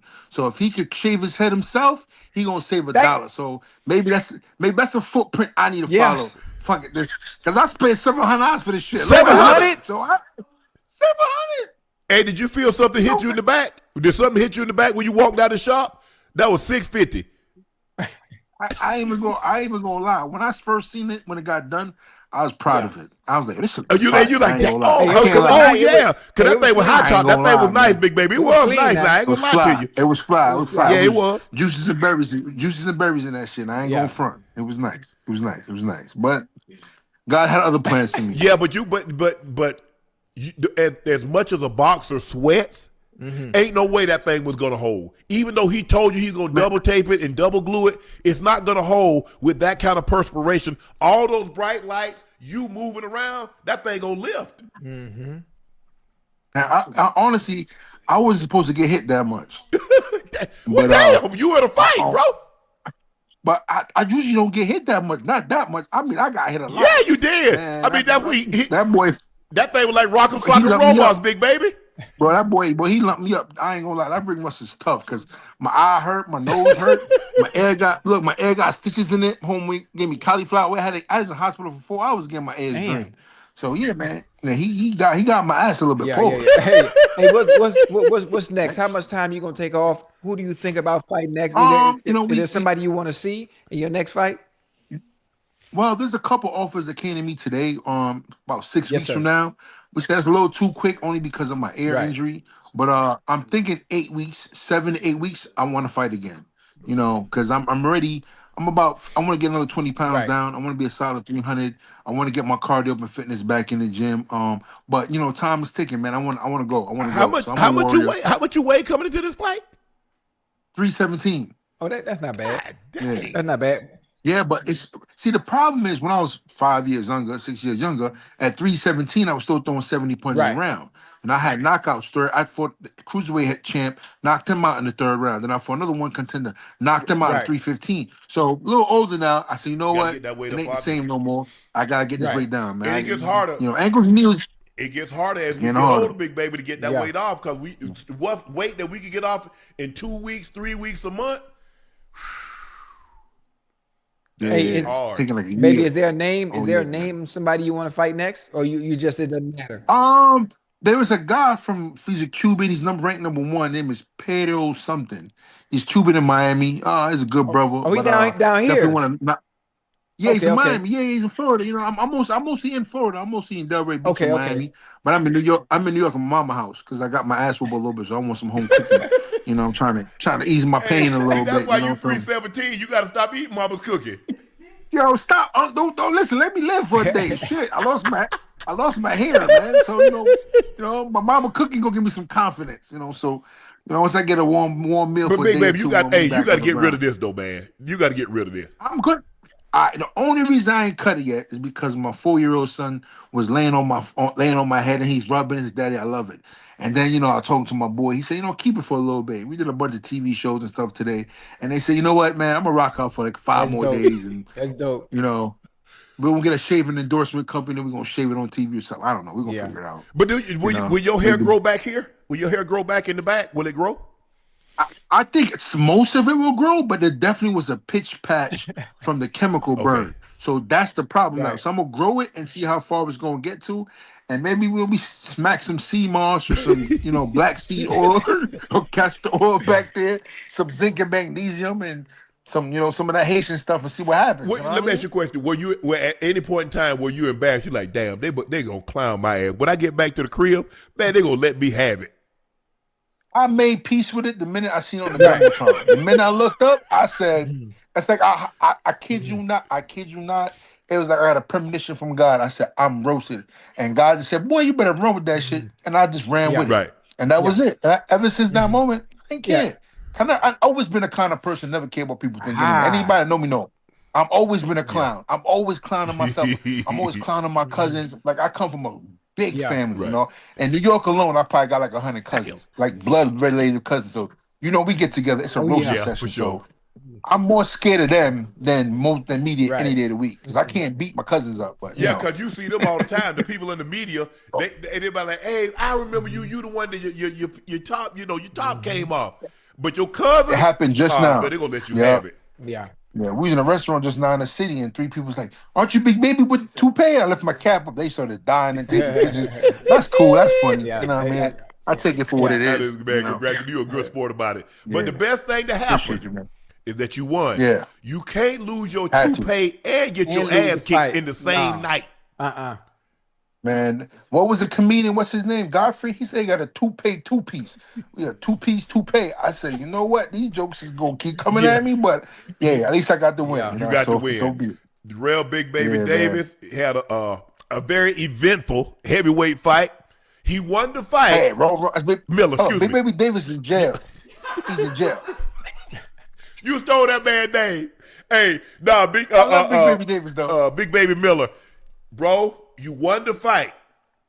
But you know they'll never, this is going to be forever. You do realize your kids is going to see grandpa and that piece come off. Listen, it's all good, though. All that matters is we keep winning in life, man. We get that championship belt. Like I says, man, I got 3 beautiful kids. I got a big family. I got my health. You know, we get into this bag, man. And like I said, entertainment end of the day. You know, my boxing's not gonna last forever. You know, my main goal is to get in TV. You know, rather be movies, commercial, entertainment. I love Shaq. Like Shaq is like one of my idols, man. Like, you know, and what he's done outside of basketball is what made me so, you know, infatuated with that man, because he don't say so much, but he does so much with his presence. And you know, that's what I want to be one day. Something like a Shaq. Well, you definitely got the entertainment side. You definitely go out and find you an agent, and you can definitely do commercials. You definitely have the personality. You have the spirit. Now, thank you, brother. Thank you, brother. Hey, obviously this boxing thing, you want to see how far you can take this boxing thing, but I definitely think you have a career in entertainment. Absolutely. Man, you got a good agent, let me know. Call Tyrone. Jarrell Big Baby Miller won the fight, lost the toupee. Congratulations on the success. And stop back by and holler at us again soon. Thank you, Unc. I appreciate you guys, man. Much love. Keep doing it, man. Ocho, man, this dude here, man, he was unbelievable. He was a great sport about it. Mm-hmm. But at that point in time, like you said, I mean, what could he do? You're in a fight, Ocho. Yeah. You in a fight. Mm-hmm. And you know, he's like, man, I'm trying to hold it down with my right hand. I'm getting punched. I can't punch. You're like, man, let me get this thing gonna cause me get my ass whipped. You know what? Something like that couldn't happen to a better person because he has the right personality. He has the right personality for something like that to happen based on his background, having that big family and knowing what comes with it. Listen, I'm not worried about what the rest of the world gonna say. I'm worried about my cousins. I'm worried about my family. I'm worried about them jokes. I ain't worried about nobody else. But the fact that he won the fight, it makes everything, it kind of balances everything out. Because if he had lost if you had lost and your toupee. And lost his toupee? Oh, my goodness. Yeah. But that's how we are, Ocho. Hey, we get together, us. Oh, yeah. People that look like us, we joning. Oh, it's finna happen. We joning. Hey, them jokes gonna fly. Whether you want or not. The fact that you won is cool, but you finna get these jokes. All day, every day. When we get together with my former teammates, be it where I go back home or Savannah State, we get together, or my former Broncos. Right. Boy, we start bringing up stuff. Hey, man, you remember such and such? Yeah, man. Absolutely. Oh, yeah. But that's just how we are. Like I said, you go to a HBCU, if you didn't have thin skin, you couldn't survive at the HBCU. Oh, yeah, absolutely not. You could absolutely not. You could, man. But his personality, Ocho, he definitely can do something outside of boxing. Oh yeah. We need him to get him on the boxing podcast. Ocho, Adam Schefter reports that the Browns will hire Travis Switzer to become the next offensive coordinator on Todd Monken's staff. Switzer and Monken are both making the move from Baltimore to Cleveland. Monken was the offensive coordinator for the Ravens the last 3 seasons, while Switzer spent 9 seasons with Baltimore. He was the run game coordinator for the last 2 seasons and quality control assistant and analyst before that. Switzer, is it Switzer or Schweitzer? Switzer does not have any experience calling plays, and Monken will likely reveal how the team will handle this at his introductory press conference tomorrow. Monken's going to call the plays. What do you mean? What do you mean? How are we going to handle that? Todd Monken is going to call the plays. Right. That's what he told when he got with Andrew Berry and Mr. Haslam and D. He said he's going to call the plays. So the new hire just what is the new hire going to do? If he has the title, huh? He has the title. That's it. He just had the title. Just like who called the plays? There was an offensive coordinator in Denver. Who called the plays? Sean Payton. Sean Payton. There was an offensive coordinator. Mike LaFleur was the offensive coordinator with the Rams. He got the head job at the Cardinals. Right. Who called the plays for the Rams? Sean McVay. Mr. McVay. Coordinators being at San Francisco. Who called the plays? Kyle Shanahan. So I don't know what at the introductory press conference he has a title of an offensive coordinator. He ain't calling no plays. Right. Hey. And I don't have a problem with that, Ocho. No, not at all. Matt Nagy had the job of offensive coordinator for Kansas City. So did Eric Bieniemy. Who called the plays, Ocho? Mr. Reed. So I'm confused why we got to have an introductory press conference. Like, okay, we hired an offensive coordinator. Oh, we're going to see who's going to call the plays. Todd Monken's going to call the plays. Yeah, I mean. And I don't have a problem with that. Yeah, it doesn't take a press conference for that.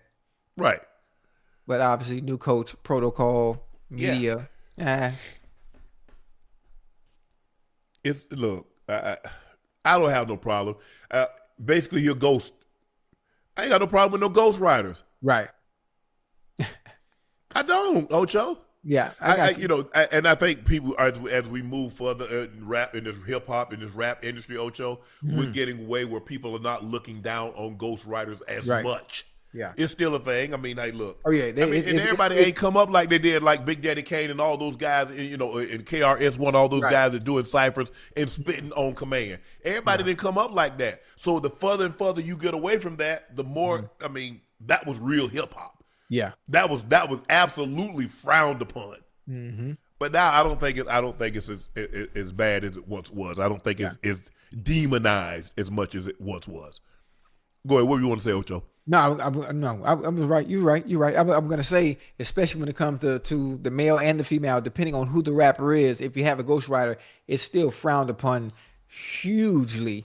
I never really understand it. Obviously, I'm not in that world. All I know is I listen to the finished product, and enjoy it. But for those who are enthusiasts in the hip hop world and hip hop culture, I didn't know that they hated people having ghostwriters. I didn't know it was such a bad thing, but I come to find out it is. I I mean, some of the greatest comedians have what, Ocho? Help with writers. Ghostwriters, yeah.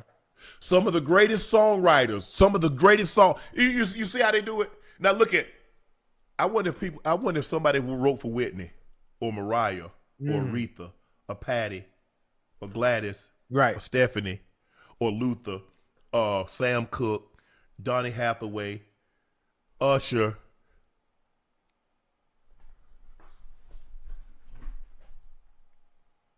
I wonder if anybody wrote for Sinatra. You think they wrote for Sinatra? Dean Martin? Yeah. Hello, Quincy Jones. What about Adele? You think anybody helped Adele?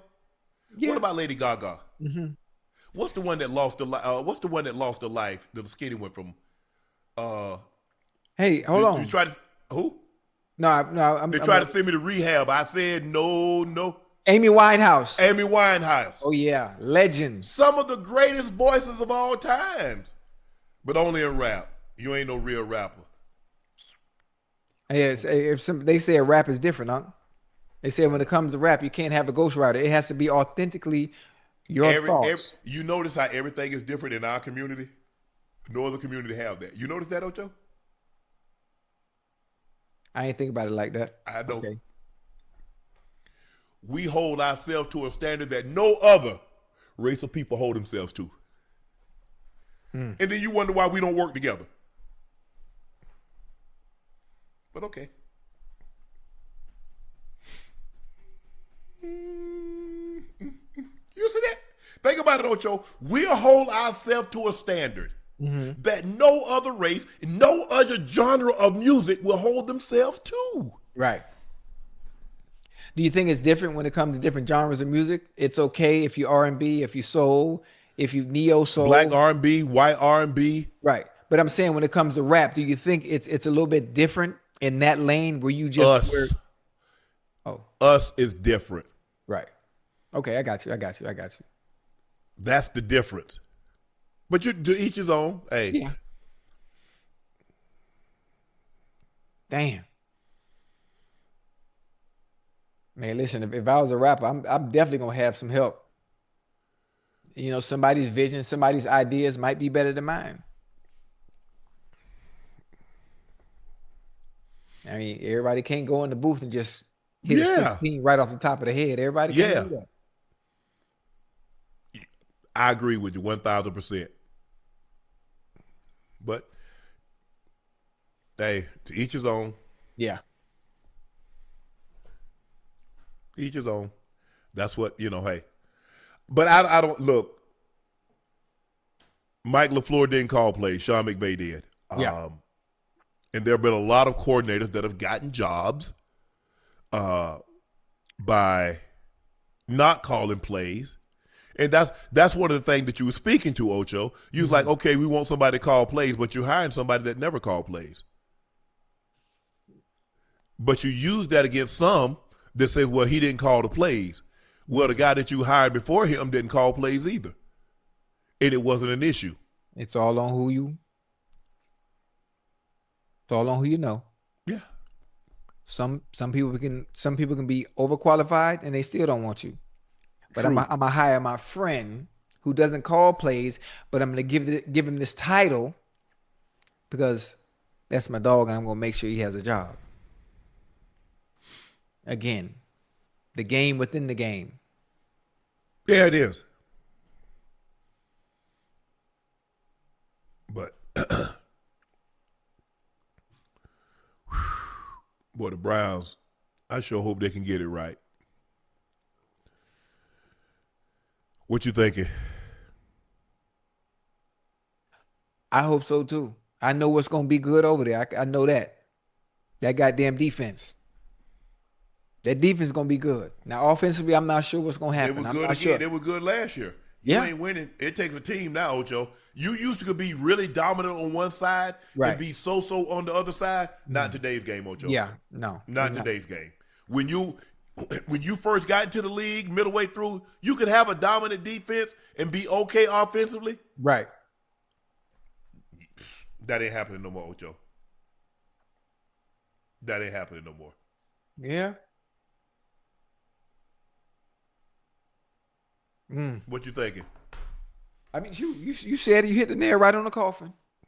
Wait, no, you hit the nail on the head. Wait, how it go again? You hit the nail on the head. Oh yeah, you hit the nail on the head. Yeah, that was the final nail in the coffin. Ah, okay. Yeah. Okay, I mixed it up. Yeah. You can't drive a tack nail with a sledgehammer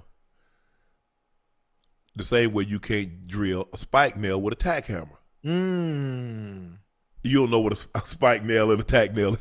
Yeah, but I used to be a carpenter. I know about that. What you using spike nails in carpentry for? You know them big ass spike nails? Yeah, I used to do demo. Demo? Yeah, I used to demolition houses and put in build houses. Oh Lord have mercy. Yeah. Who in the hell let you build a house? Man, I went to school for that. I had a plan B. That was my plan B. Construction. I don't know, Ocho. Yeah, I don't think you ever did no construction in your life. Who? But look at my Hold hand. your hands up. Let me see your hand. Nah, you ain't got no damn callus. You ain't doing no damn construction. You don't see all them calluses? Hell no, I don't. Look at it. Look at my hands. You ain't did no cross tie. You ain't poured no concrete. You ain't laid no asphalt. Hey, Unc, I done done about 30, about maybe 2 or 3 rules in Miami. What rooms? Roof. Roofs. I used to do roofing and all. I can lay a roof on. I'm telling you, but get that tar down there. Got the mask on for the smell. Man, you ain't did know what you call them. You ain't know how to do no. You don't know. I'm how to do no, gonna send you. I'm gonna send you a clip of my work. I know you ain't been on no damn roof in no hot ass roof in the summer in Miami. No, we have fans. That's a hard ass job. First of all, anything that's manual and it's outside, it's difficult. It's hard, especially out here. You get the elements, you get the cold. I mean, construction, you get cold, you get heat. A lot of times it gets so hot. And like in southern states, it gets so hot. I mean, in Vegas, they work from like midnight to like 6 a.m. Yeah. Because it's so hot during the day. I mean, it's in the pavement and blacktop, you're talking about 120, 130 degrees. Woo! So they got to let the sun go down. And so when the traffic, so you basically working in, probably somewhere between 10 and 6. Right. Maybe get your 8-hour shift in. But on the side, it's the same thing. I mean, they work at night because it's so hot during the day. Georgia, Texas, Mississippi, the southern states. You ain't do that, Ocho. Mm-hmm. All right, I'm just telling you. I know you're not gonna believe me, but I'm a man of many talents, man. Well, it's funny that you couldn't fix that damn camera, but you could fix everything else. Well, the camera worked now. You notice that? We ain't had no issue. Somebody came in and fixed it, not you. Ain't nobody come out. I fixed it. Can I tell you how I fixed it? Calling somebody. No, I just watched YouTube. Hey, all I do is, God dang it. Hey, we ain't had no El Gato problems in a minute. We ain't had no El Gato. Yeah, we ain't had no El Gato. We ain't had no El Gato. So we had El Gato probably about a month, Ocho. Yeah, because I ain't had the damn settings the right way, man. And that's why I kept cutting off. But no, it's going to be interesting. I look, I'm anxious to see what the Browns does. It looks like Shador is going to start at QB1. Yeah. Hopefully, they get some weapons around him to get him some better protection as far as offensive line. Mm-hmm. I like what they have running ball. Judkins running the football. But look, they need some weapons. They need weapons. They need offensive line protection. And so I think that's the kind of the direction that they're going to go in to try to make sure they get this thing going because, look, we'll see what the Steelers do. Does Aaron Rodgers come back? They got a new head coach, Mike McCarthy. Baltimore has a new head coach and mentor. And Zach Taylor is still there. We'll see what they can do. Can they get it right? I think this is probably going to be his last year, Ocho. Zach? Yeah. If they don't make the playoffs, make a deep playoff run, Joe getting frustrated. I think Joe getting frustrated with it, Ocho. Don't you? Yeah. He said he wants to win. He does. Winning is addictive, Ocho. So is losing, though. He got to do his part. That's all he got to do. You got to do your part.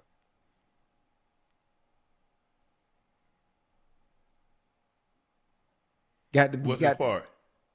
Hey, every Sunday, all 18 games, I need you. All 17. I need you. For sure. Yes. But you got to give him some better protection. He got to be. I mean, some of his stuff is like freaky. Yeah. I mean, the wrist. I didn't even see where he hurt. Like you just throwing the ball and you say like he did that to his wrist. Yeah. Toe. Yeah, I'm gonna go bother all them boys. I'm gonna see all them boys tomorrow. I'm gonna bother them. Ocho, man, I thought Joe just like, hey, Joe, we need you. And I mean, think about it. I ain't hear nobody say Joe Flacco didn't deserve to be in the Pro Bowl like they were saying Shador. You noticed that, Ocho? Yeah. So where are all these people that saying, oh, Shador doesn't belong? Joe Flacco belong in the Pro Bowl? People got selective.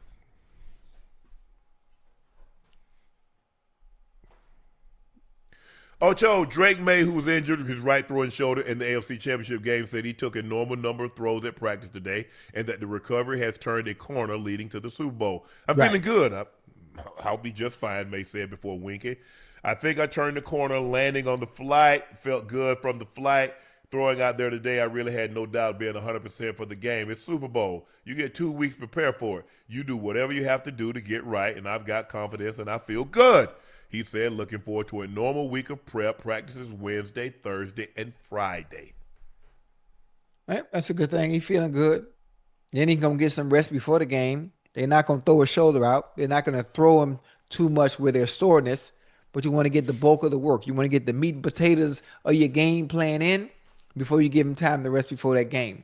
So Yeah. he's going to be okay. And obviously, Unc, he has the access to the best rehab and treatment to make sure there's no soreness after the practices.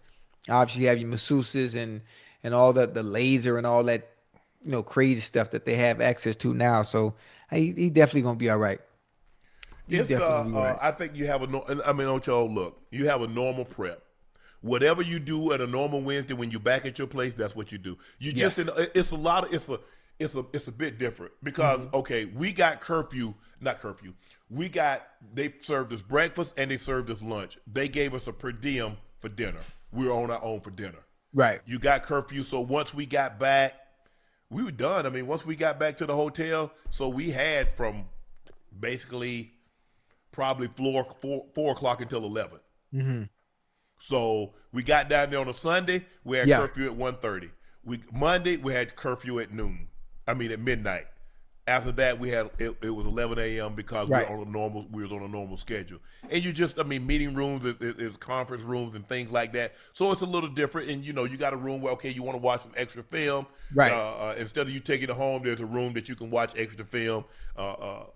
You play video games. They got video games. They got pool tables. They got ping pong tables. They have ice hockey. I mean, you try to make it as normal as possible. Yeah. But normally I don't stay in a hotel leading up to a game. So and you're in a different city. But that's it. And you try to make it as normal as possible. But it's not. It's not. Everybody knows it's not a normal game. You don't stay in a hotel the night before the week before a game, the whole week. You might go that Saturday night, Ocho. Right. Did y'all stay at a hotel the Saturday night before the game? Yes, we had to stay. Even whether we were playing home or away, we had to stay in a hotel. Okay. Now you're in a hotel Sunday night, Monday night, Tuesday night, Wednesday night, Thursday night, Friday night, and Saturday night. So for 7 nights, you're at a hotel, whereas normally it's 1. Yeah, I mean, but that shouldn't. I'm hoping that shouldn't be an inconvenience. No. You try to make it as normal as you possibly can. Yeah, most you definitely. have your big meeting, your offensive meeting, then you break up into your individual meetings. Right. What we did is that we put everything that we were going to do in the game, put it in the week before.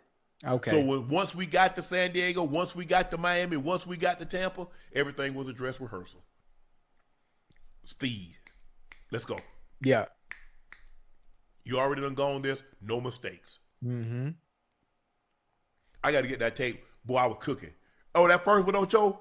The one-on-one period? I'm getting that tape. I was cooking, Ocho. Your boy was cooking. Your boy, boy running that dick. Hey, you were like, damn, you running digs like that? Yeah. Yeah. Okay. Yeah. I'm getting the tape. As a matter of fact, when I get up here, I'm gonna say, BP, I need you to put together that Super Bowl tape when we was in San Diego. I was cooking. Felt good. I got to see that. Oh, Ocho, you gonna be like that. Ain't no tight end running routes like I. Ain't no tight end running routes like I was running then, and they ain't running like that now. I promise you. Okay, let it know. Okay, that's what I'm talking about. Yeah. Yeah. There was the good old days, Ocho. There was the good old days. You went. Hold on, where were y'all Super Bowl in Indy, right? What was your Super Bowl was in Indy? Yeah, I forgot where we played. I think y'all played in Indy. That was in 20. I'm trying to think. That was 2011, wasn't it? 2011, 2012. Might have been. Let's see. They y'all lost the Super Bowl in 8. 2000. Okay, 2007. They lost the Super Bowl. Hell, I can't even remember where we played at. Steelers. It might have been 2010. What year was the I think it was 2010. Because 2011 was the Packers and the Steelers in Dallas. 2012 was the Ravens and the 49ers. What year? What year? Was it 2010? 2010 was Packers Steelers in Arlington. No, what year was that 2009? And the 2010 year, but 2009, that the Giants and the Patriots. No, that was the 2007 season. They played again. They played twice. That was 2011 season. Yeah. So I think that was in Indy, because I remember being there because I did a thing for KFC. As a matter of fact, I went to somebody's house and they delivered KFC, Ocho. For real? Yeah, they did. Yeah, it was okay. Yeah, so it was the 2011 season to 2012. It was the 2012 that it actually happened. Okay, yeah. As a matter of fact, that was the first year for the NFL honors. That was the first year for NFL honors. Ocho, things got a little shaky today in San Francisco ahead of the Super Bowl. Over 24 earthquakes of magnitude 2.5 or above jolted the Bay Area. In total, more than 40 quakes struck in the area this morning, ranging in magnitude from 1.3 to 3.9. Ocho? Yes, sir. You know, the weather can impact the game. Sometimes we normally think of rain, sleet, Right. wind. Mm-hmm. Earthquakes don't normally come into play unless we go back to the 1989 World Series between the Giants, if I'm not mistaken, and the Giants and the A's. That was the Bay Series. Yeah. So we're gonna get a little impact. We're gonna get a look. The first time in Super Bowl history, maybe a little quake. I don't think so. But my little bit of knowledge about earthquakes and the equator and all that stuff and the imbalance, I don't know much about it. I'm not one to sit here and talk about it, but I don't think it's something that will continue to happen, over the rest of the week, especially on Super Bowl Sunday. Hopefully, the earthquake has gotten what it need to get out right now before the game gets there. and there are no more interruptions. I'm not sure if we have any people in the chat that have a better understanding of why earthquakes happen, regardless of what magnitude it is. But let's hope and pray that there are no more. It definitely nothing of a huge magnitude that can not only damage the city but ruin that good game that we're looking forward to on Sunday. Have you ever been in an earthquake? Yeah, in LA, of course. Yeah, absolutely. You remember I was in LA from 97 to 2000. Yeah, it's a funny feeling to feel Mm-hmm. I mean, stuff like, hold on, is that an earthquake? I mean, we were on air at Undisputed. Then one time I was in the bed and the bed just started shaking. Yeah, I mean it's quick, like 3 seconds, 4 seconds. Yeah, it ain't bad. Yeah, I'm like, damn. First I thought, it was an earthquake earlier that night. You know what I'm saying? Don't you? You know what I'm talking about?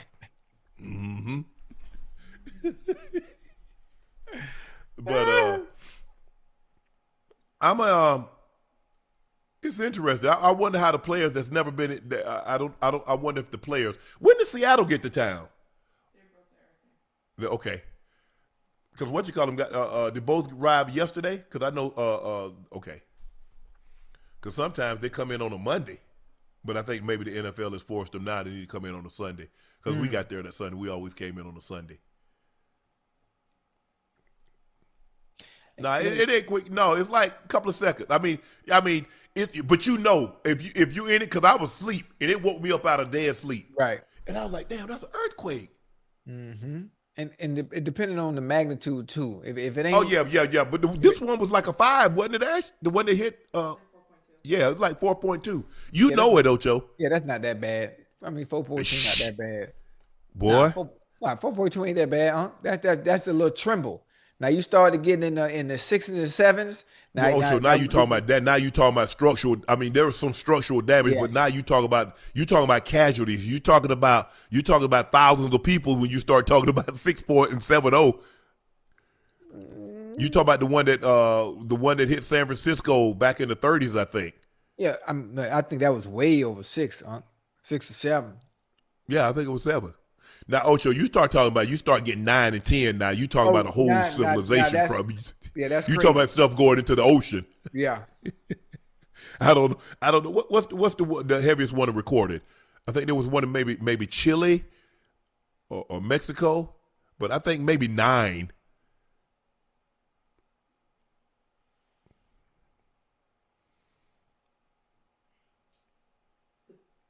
Deadliest or the base magnitude? Magnitude. The 9.2 in 2004 in the Indian Ocean. Well, see, that ain't nothing. I mean, but when you get a condensed population, when you get Yeah. somewhere where there's It led to the tsunamis. okay, that's what led to the tsunami. Okay, that's what. Okay, One that was the day after yes, I remember now. 227,000 people. Wow. But wasn't there one in Mexico or Chile or something? In year 1303, there was an 8.0 earthquake in China. Killed 200K. There's several in China. Damn, 9 point. Yeah, because you got such a heavy concentration. There's a lot of people, Ocho, right Yeah. there. Biggest, most recent one was 2010 in Haiti. That was 7.0. Wow. So hopefully everything is under control. We get great weather because I hate games like this because I was at the Super Bowl Ocho in Miami. Right. Oh yeah, it rained. Huh? Yeah. The Coast Bears game. Coast Bears game. Yeah. And it's like, So did. yeah, I just want the two best teams, not who handles the conditions the better. Right. So I just want, and especially that game. Now I Yeah. get it. Sometimes, Ocho, you in you're in the Northwest, or you're in a situation and the team has earned home field, and it's weather is inclement. Right. But in the Super Bowl, it's supposed to be really nice. Mm-hmm. It's supposed to be really nice. Yeah, it will be. It's gonna be. Listen, the game is at 3:00, right? Yeah. Yeah. It's weather gonna be nice. 3 o'clock West Coast time, 6 probably like 6 something East Coast. East 6, Coast time, yeah. It's yeah, gonna be- 3:30, 6:30. Yeah, it's gonna be nice. Yeah, I'm hoping. Mike Vrabel was asked the dumbest question today, Ocho. Let's take a listen to the question asked and how he responded. Is this a must-win game? A must-win. Yeah, I think every time we go out is a must-win game. I mean, it's kind of the attitude that I've always taken in the National Football League. It's the Super Bowl. I mean, why do you ask a question like that? As a reporter, do you just ask questions just to hear what the answer is going to be, even though the answer is somewhat common sense, or you just want to hear the coach's answer? Is this a must-win game? It's the last game of the season. It's the Super Bowl. The whole point is to win. Okay, maybe I'm tripping. Or maybe you just wanted to hear what Vrabel's answer would be to said question. Come on now. I get it, and sometimes you say, "Hey, will you marry me?" and all kind of foolishness. But come on, this seems to be I'm assuming Right. this is a seasoned reporter. You think so? And I get Ocho, hold on. Ocho, sometime during the season, the team has lost like 2 or 3 games, and they ask, "Is this a must-win game?" Yeah. But it's the final game of the season. If once you get to the playoffs, yes, every game is must-win. You try to win all of them. Mm-hmm. But when there's finality come postseason. Yes. There is no week 1. So you lose week 1, and is week 2 a must win? Well, we like to win, but it's not a must win. We still got 15 more games to play. Right. You lose. There ain't no more games to play in the postseason if you lose. There is no more games to play you lose the Super Bowl. Mm-hmm. So I don't. Maybe there was. No, I want to say it was a skit, so it couldn't have been a skit. I'm sure that was a serious question because someone wouldn't be in that room to be able to have access to be even ask a question unless it was someone with a credential. Ocho, Sean McVay just completed his 9th season as an NFL head coach. He has had 7 head coaches hired off his staff. Matt LaFleur is now the head coach. Is a head coach. Shane Waldron is a head coach. Kevin O'Connell is a head coach. Liam Cohen is a head coach. Mike, the brother of Matt LaFleur, is a head coach. Wade Phillips, who was a former head coach, got a head coaching job. Brandon Staley, Raheem Morris, Chris Shula. So Chris Shula probably gonna be the next one, Ocho. Yeah. You see how that works, huh? Mm-hmm. I got you. Here's McVay talking about it today. Let's take a listen to what he had to say, Ocho. All right.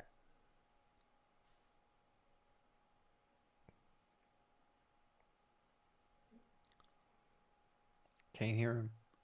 You muted, Coach.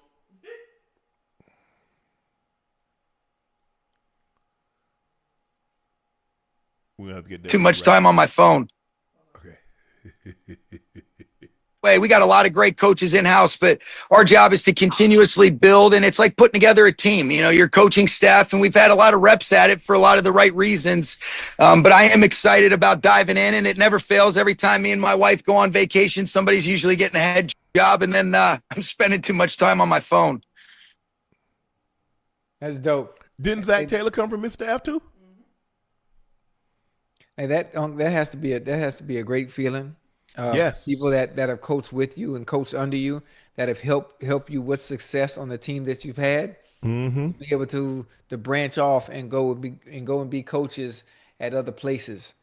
I mean, that has to be one of the greatest feelings. And obviously, Sean McVay has done one hell of a job, a tremendous job down there in Los Angeles. And you know, you have the players, you have the personnel like he does. It somewhat makes your job a lot easier when you have a Matt Stafford. You got a Puka, you got a Devontae Adams, you got a Fisk, and some Puka. of those players defensively. So, I mean, it's awesome. Young, Verse, Verse, yes, Landmine. They're really good. Yeah. I mean, you look at Kyle, you look at Robert Saleh, you look at D'Amico Ryans, you look at Mike McDaniel, you look at Sean McVay, who's actually on his staff. A lot of these guys, Mike. I think LaFleur was on that staff that ended up going with Sean. Right. But they are very close, and that's how the coaching community works. Mm-hmm. You know, if you get a job and, you know, you do your job and you know, you're loyal, when that guy gets hired, there's a great chance you'll always have a job. Always. Bobby Turner is always going to have a job. He was our running back coach in Denver back in 95, and he went everywhere Mike went. And when Kyle got a job, guess what? He's on Kyle's staff. Yep. So that's how it works. But he's very, very, very impressive. And Sean should feel very proud, Ocho. Obviously, he's won. He's won a Super Bowl. Yes. Lost 13-3. And I think in the process of losing 13-3, I think that's when he came to the realization, Ocho, he needed a better quarterback in order to win the Super Bowl. Yeah, get him over the hump. Yep.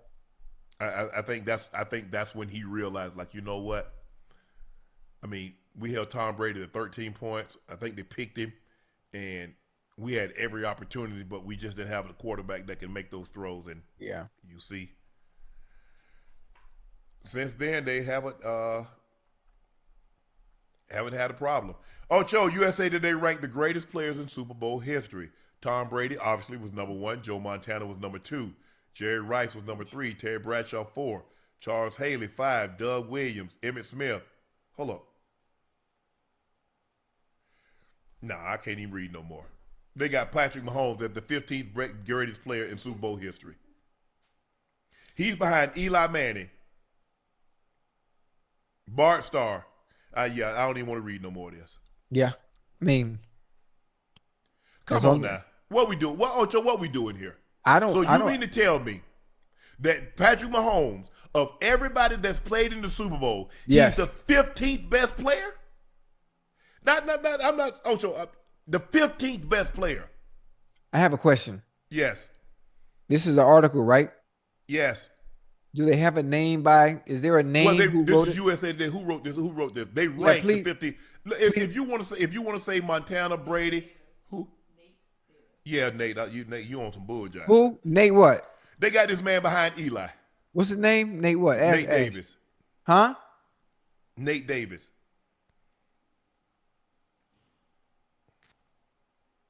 Hold on. How is LC Greenwood? They got LC Greenwood is the 20th greatest player in Super Bowl history, and he ain't in the hall. Brady's in the hall. Montana's in the hall. Rice is in the hall. Bradshaw, Haley, no Doug Williams. Emmett, no Eli. TD, Joe Namath, Vinatieri, he's up. Bart Starr is in. Lynn Swann is in. Steve Young is in. Patrick Mahomes will be in. Jack Lambert is in. Kurt Warner is in. Franco Harris is in. Ray Lewis is in. So only 3 of the top 20 that's not in the Hall of Fame. Yeah. And Mahomes is not eligible yet. Man, just listen, by Chad, I can't even read this to you no more. The mere fact that this man got as the best player, he's got Patrick Mahomes behind Eli. Have you seen Nate Davis? No. Okay. I mean, when you see Nate Davis, you understand why his list looks the way it does.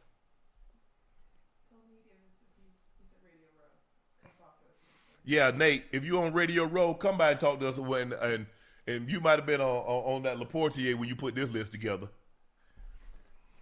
I would love people that have actually played the game, that understand the game, to do lists like this, especially when it comes to a list of this magnitude, as important as ranking the best players to play in the Super Bowl. Like, come on. I mean, okay, we got Brady got 5 MVPs. Joe got 3. Jerry has 1. Bradshaw has 1. Bradshaw might have 2. No, he got 1. I think he got, let's see, Franco was the MVP at 1. Lynn Swann was 1. John Stallworth might have been 1. Bradshaw might have 2. Does Bradshaw have 2 or 1? Because I know Lynn has 1 and Franco has 1. I would love to hear the argument. Okay. I would love to hear the argument on why and how he came about the order in which he has the players as 1 to 15. I would love to hear that part. That would be more interesting as opposed to the order he has everybody in. How did you get to this?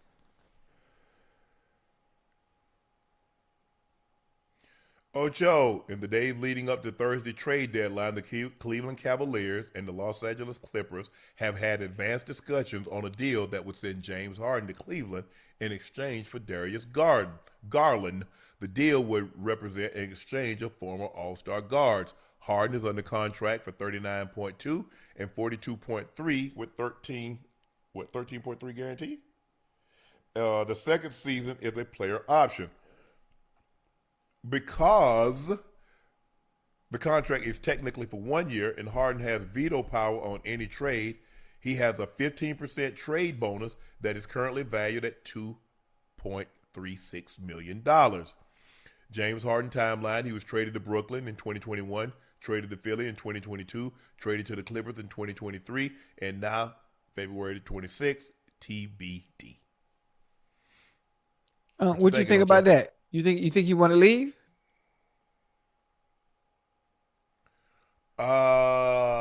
Is Darius Garland healthy now? He's been having. I mean, I think he got nicked again, but he's been having issues with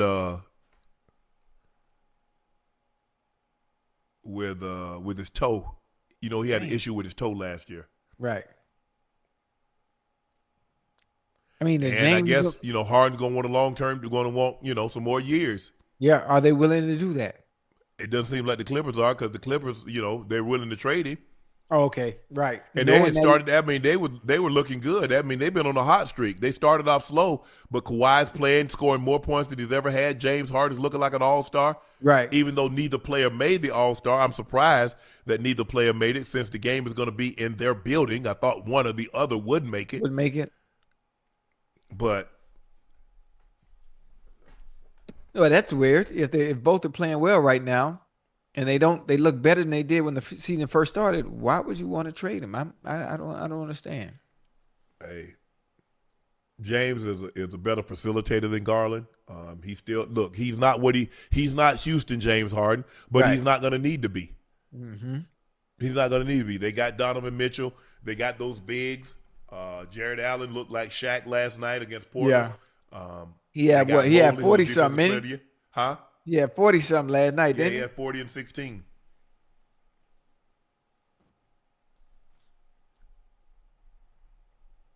The Timberwolves are making a very aggressive push to sign Giannis before the February 5th trade deadline, according to Brian Windhorst. Brian Windhorst said on NBA Today the Wolves are out recruiting a third and fourth teams to try to get their offer to see if they can get Giannis. Minnesota cannot aggregate the multiple of players into the trade for Giannis and has no individual player who can serve as a direct salary match for his talent. Furthermore, due to other trades, the Wolves only have control over the 28th and 32nd first-round picks.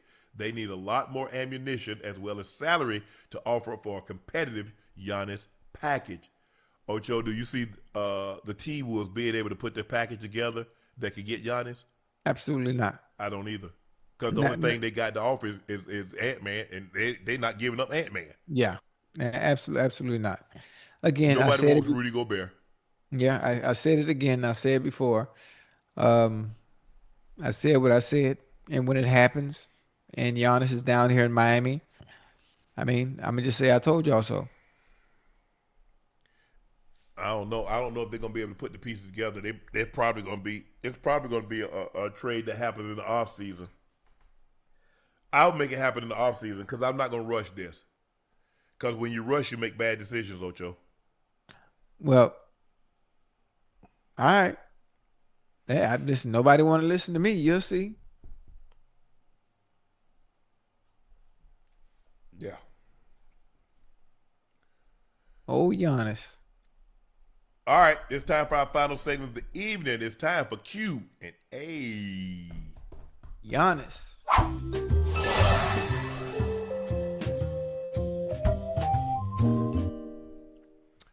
Mr. PATL. Hey, SSU just got Caden Benson from Creekside High School in Fairburn, Georgia. He's a great one, Unc, a playmaker at QB. Get that NIL ready. I hope so. Kemper Norwood Jr., Ocho, I see Pickens going to the Las Vegas Raiders to be wide receiver number 1. Yeah. See, I told you. Listen. I've been saying it. I've been saying it since day one. You know, no disrespect to my Cowboys fans. I know y'all love them, but also you're also as Cowboys fans, you're being selfish. You're being selfish, just wanting him on your team, despite him not being able to get his true market value, and that's not fair to him. Slim Montana, Ocho, say it one time. Kiss the baby. Kiss the baby. Yes, sir. That's that saying there, boy. Eric Jordan Scott, Unc Ocho, keep it a bean. Does Reggie Wayne and Torrey Holt deserve to be in the Hall of Fame? Don't know how Torrey is as wide receiver number 1 on the Rams. He was great. Oh yeah, He had a stretch there where he was averaging what, like 1,500 yards a season. Mm-hmm. Torrey was nice, bro. Crazy. He was crazy. Yes. Him and Isaac Bruce. Mm-hmm. Reverend Ike. 40 Bill Bates fan, would you hire purple plutonium from Pluto if it was qualified? Love the show, guys. Y'all keep it real and entertaining also. Yep. I want people qualified to do the job. I don't give a damn what they are. I don't care what color. I don't care what race. I don't care what gender. I don't care what orientation. I don't care what religion. I don't care what political affiliation. Can you do the damn job that you signing up for? That's what I care about. Mm-hmm. Work hard. Be on time, be respectful of others. That's all I ask. All that other stuff, I don't give a damn what you do in your spare time. That ain't got nothing to do with me. Right. That's it. That's how, you know. Now, shit don't work out, it's on Ash. Yeah. You know. Everybody, you pick who you want to work with. I think that's the best. Who do you want to work with? Right. You pick who you want to work with, and then let's get and hopefully we can maximize that. No problem with it. She's in the meeting. She's having the conversation with him. I mean, for the most part, that's how it works. Mm-hmm. So I don't care nothing about no height. I'll take a little person. Can they do the job? That's all I care about. I care about the job getting done. All that other stuff is inconsequential to me. Can you do the job that we listed and the requirements of this is what we need, X, Y, and Z. We work this. We work holidays. We work weekends. Sometimes last minute we call and say that we got a show tonight. If you can't do that, I don't give a damn how qualified you as. You can't work here. Can't. Rick Love, I believe Ocho when he says he doesn't care if he makes the Hall of Fame, even though it would be a crying snot bubbles during his speech, a.k.a. short appreciation, but not the same as seeking validation.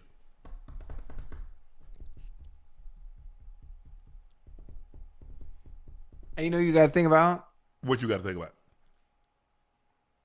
I don't care.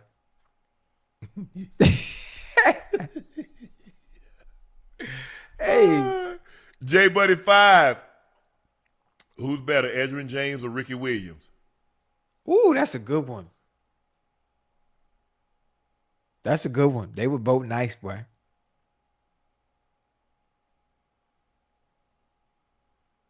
What'd you think? It would have been great to see if Ricky could have stayed in the league and not get suspended, not to take the time off. Now we could have a more compelling argument. Okay. Humble _ legend Nico Harris set us back 100 years, Unc Ocho. 100? He just had to bite the bullet. Yeah, he did. That man don't have that kind of power to make that kind of deal. No. When you dealing with that kind of money, you run that up the flagpole.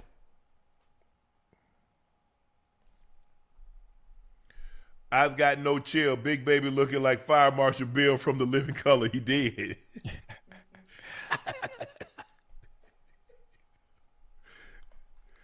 Scooty Puff 17, big new growth baby. I don't know why that man tell that man that lie. He What? know But damn he'd well. be able to wear it in the fight and it wouldn't come off? Yes. Yeah. But he want to make that quick 700. Quick. Shoot. I mean, now you done lost a customer. And now everybody know. That's why he erased it so quick. El Prey 98, Ocho, bet Cypher is still legendary. That Unc line is classic. You have a ghostwriter? What do you say classic? You had a Cypher, I guess. I don't know. Oh, you talk about when I was doing my little battle rap Yeah. with DNA and clips. Nah, you know, I write. I don't got no ghostwriter. I'm a battle rapper. And right now, as far as battle rap is concerned, I'm waiting on Surf to get out. And I'm gonna be the first person to battle Surf when he get out. And he gonna get 3-0'd, you know? So I'm waiting on that. I got all the material I need necessary for that battle. And hopefully he gives me what I'm asking for, because that's what the people want. Battle rap needs that. The community needs that. The culture needs that. So we'll see what happens. Kevin Sleibenhofer. Yo, Unc Ocho, if you guys get free anytime in San Francisco, I highly recommend going on the Alcatraz if you haven't been. I went many, many years ago. When I went to the East-West Shrine game, they took us on a trip to Alcatraz. Mm-hmm. TS Car Wash Detail Service. Unc, you saw NBA reserves. Congrats to Chat, but over Kawhi or marketing. East congrats to Jalen Duren, but over MPJ and BI, Desmond Bain. You got a point. Mm-hmm. King of R&B, Unc, you have the best memory I've ever seen. You have so much sports knowledge about multiple sports. How? You watch all these sports? Yeah. When I was growing up, I watched everything. I watched wrestling. I watched the Tour de France. I watched baseball, basketball, football, track and field, bull riding. We watched NASCAR. I'm a sports fan. Yeah. And it wasn't that much else to do in Glenville besides work and watch. That concludes this episode of Nightcap. We want to thank each and every one of you for watching us. We want to thank Big Baby for joining us. Man, that was unbelievable. He's a funny guy. He won the fight, but lost. He lost his hair, but he won the fight. Won the fight. Y'all know who I am. I'm your favorite Unc, Shannon. That is my partner and co-host, Liberty City's own Bengals Ring of Fame honoree, a former Pro Bowler and an All-Pro. That is Chad Ochocinco Johnson. Please make sure you hit that subscribe button. Please make sure you hit the like button and go subscribe to the Nightcap podcast feed wherever you get your podcast from. Thank you for your support, guys. Ocho and I greatly, greatly appreciate it. Guys, look at you. If you're looking to purchase a bottle of Shea by Laportier, and just head over to LaportierCognac.com if you cannot find it in a state or city near you. It is a premium VSOP cognac, the best tasting, smoothest VSOP cognac on the market. Compared against other cognacs, and you'll see we have the best cognac in the business. Please drink responsibly and stay safe. Tickets for our Super Bowl live show in San Francisco are on sale now. That link is pinned in the chat. The show will be Thursday, February the 5th. From the Earps Theater in San Francisco. So Bay Area residents, Patriots fans, Seahawks fans, NFL fans alike, and if you're just a local resident, come out and show support for your Unc and Ocho. Meet and greet tickets are completely sold out, but there are still general admission tickets left. We want a special shout out and a special thanks to Jarrell Big Baby Miller for joining us. He did win the fight. As you saw, guys, very entertaining, very amusing, made light of a situation, owned it, and but he won the fight. So thank you, Jarrell, for coming on. We greatly, greatly appreciate that and wish you the best of luck moving forward. That concludes this episode of Nightcap. We're off tomorrow like we usually are on Tuesday, but we'll see you live from Radio Row on Wednesday morning. So from 10 to 1, right? No, from 1 to 4. Okay. Pacific. Yeah. We'll be live from 10 to 1 Pacific. East Coast time. 11 to 1. Yeah. 1 to 4. Yes. So Debo and Joe kicks it off from 11 to 1 Eastern time, and then Nightcap takes over from 1 to 4. Hold on. So Debo gonna be there?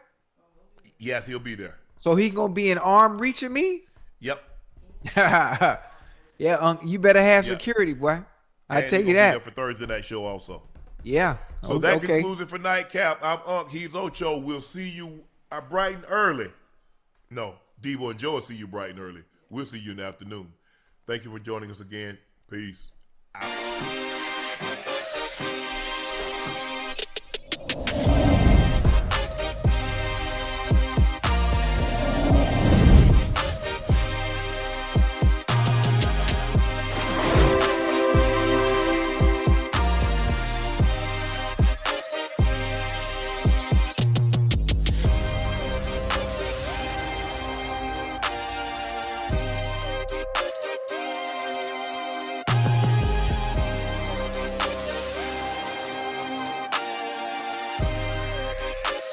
Thank you.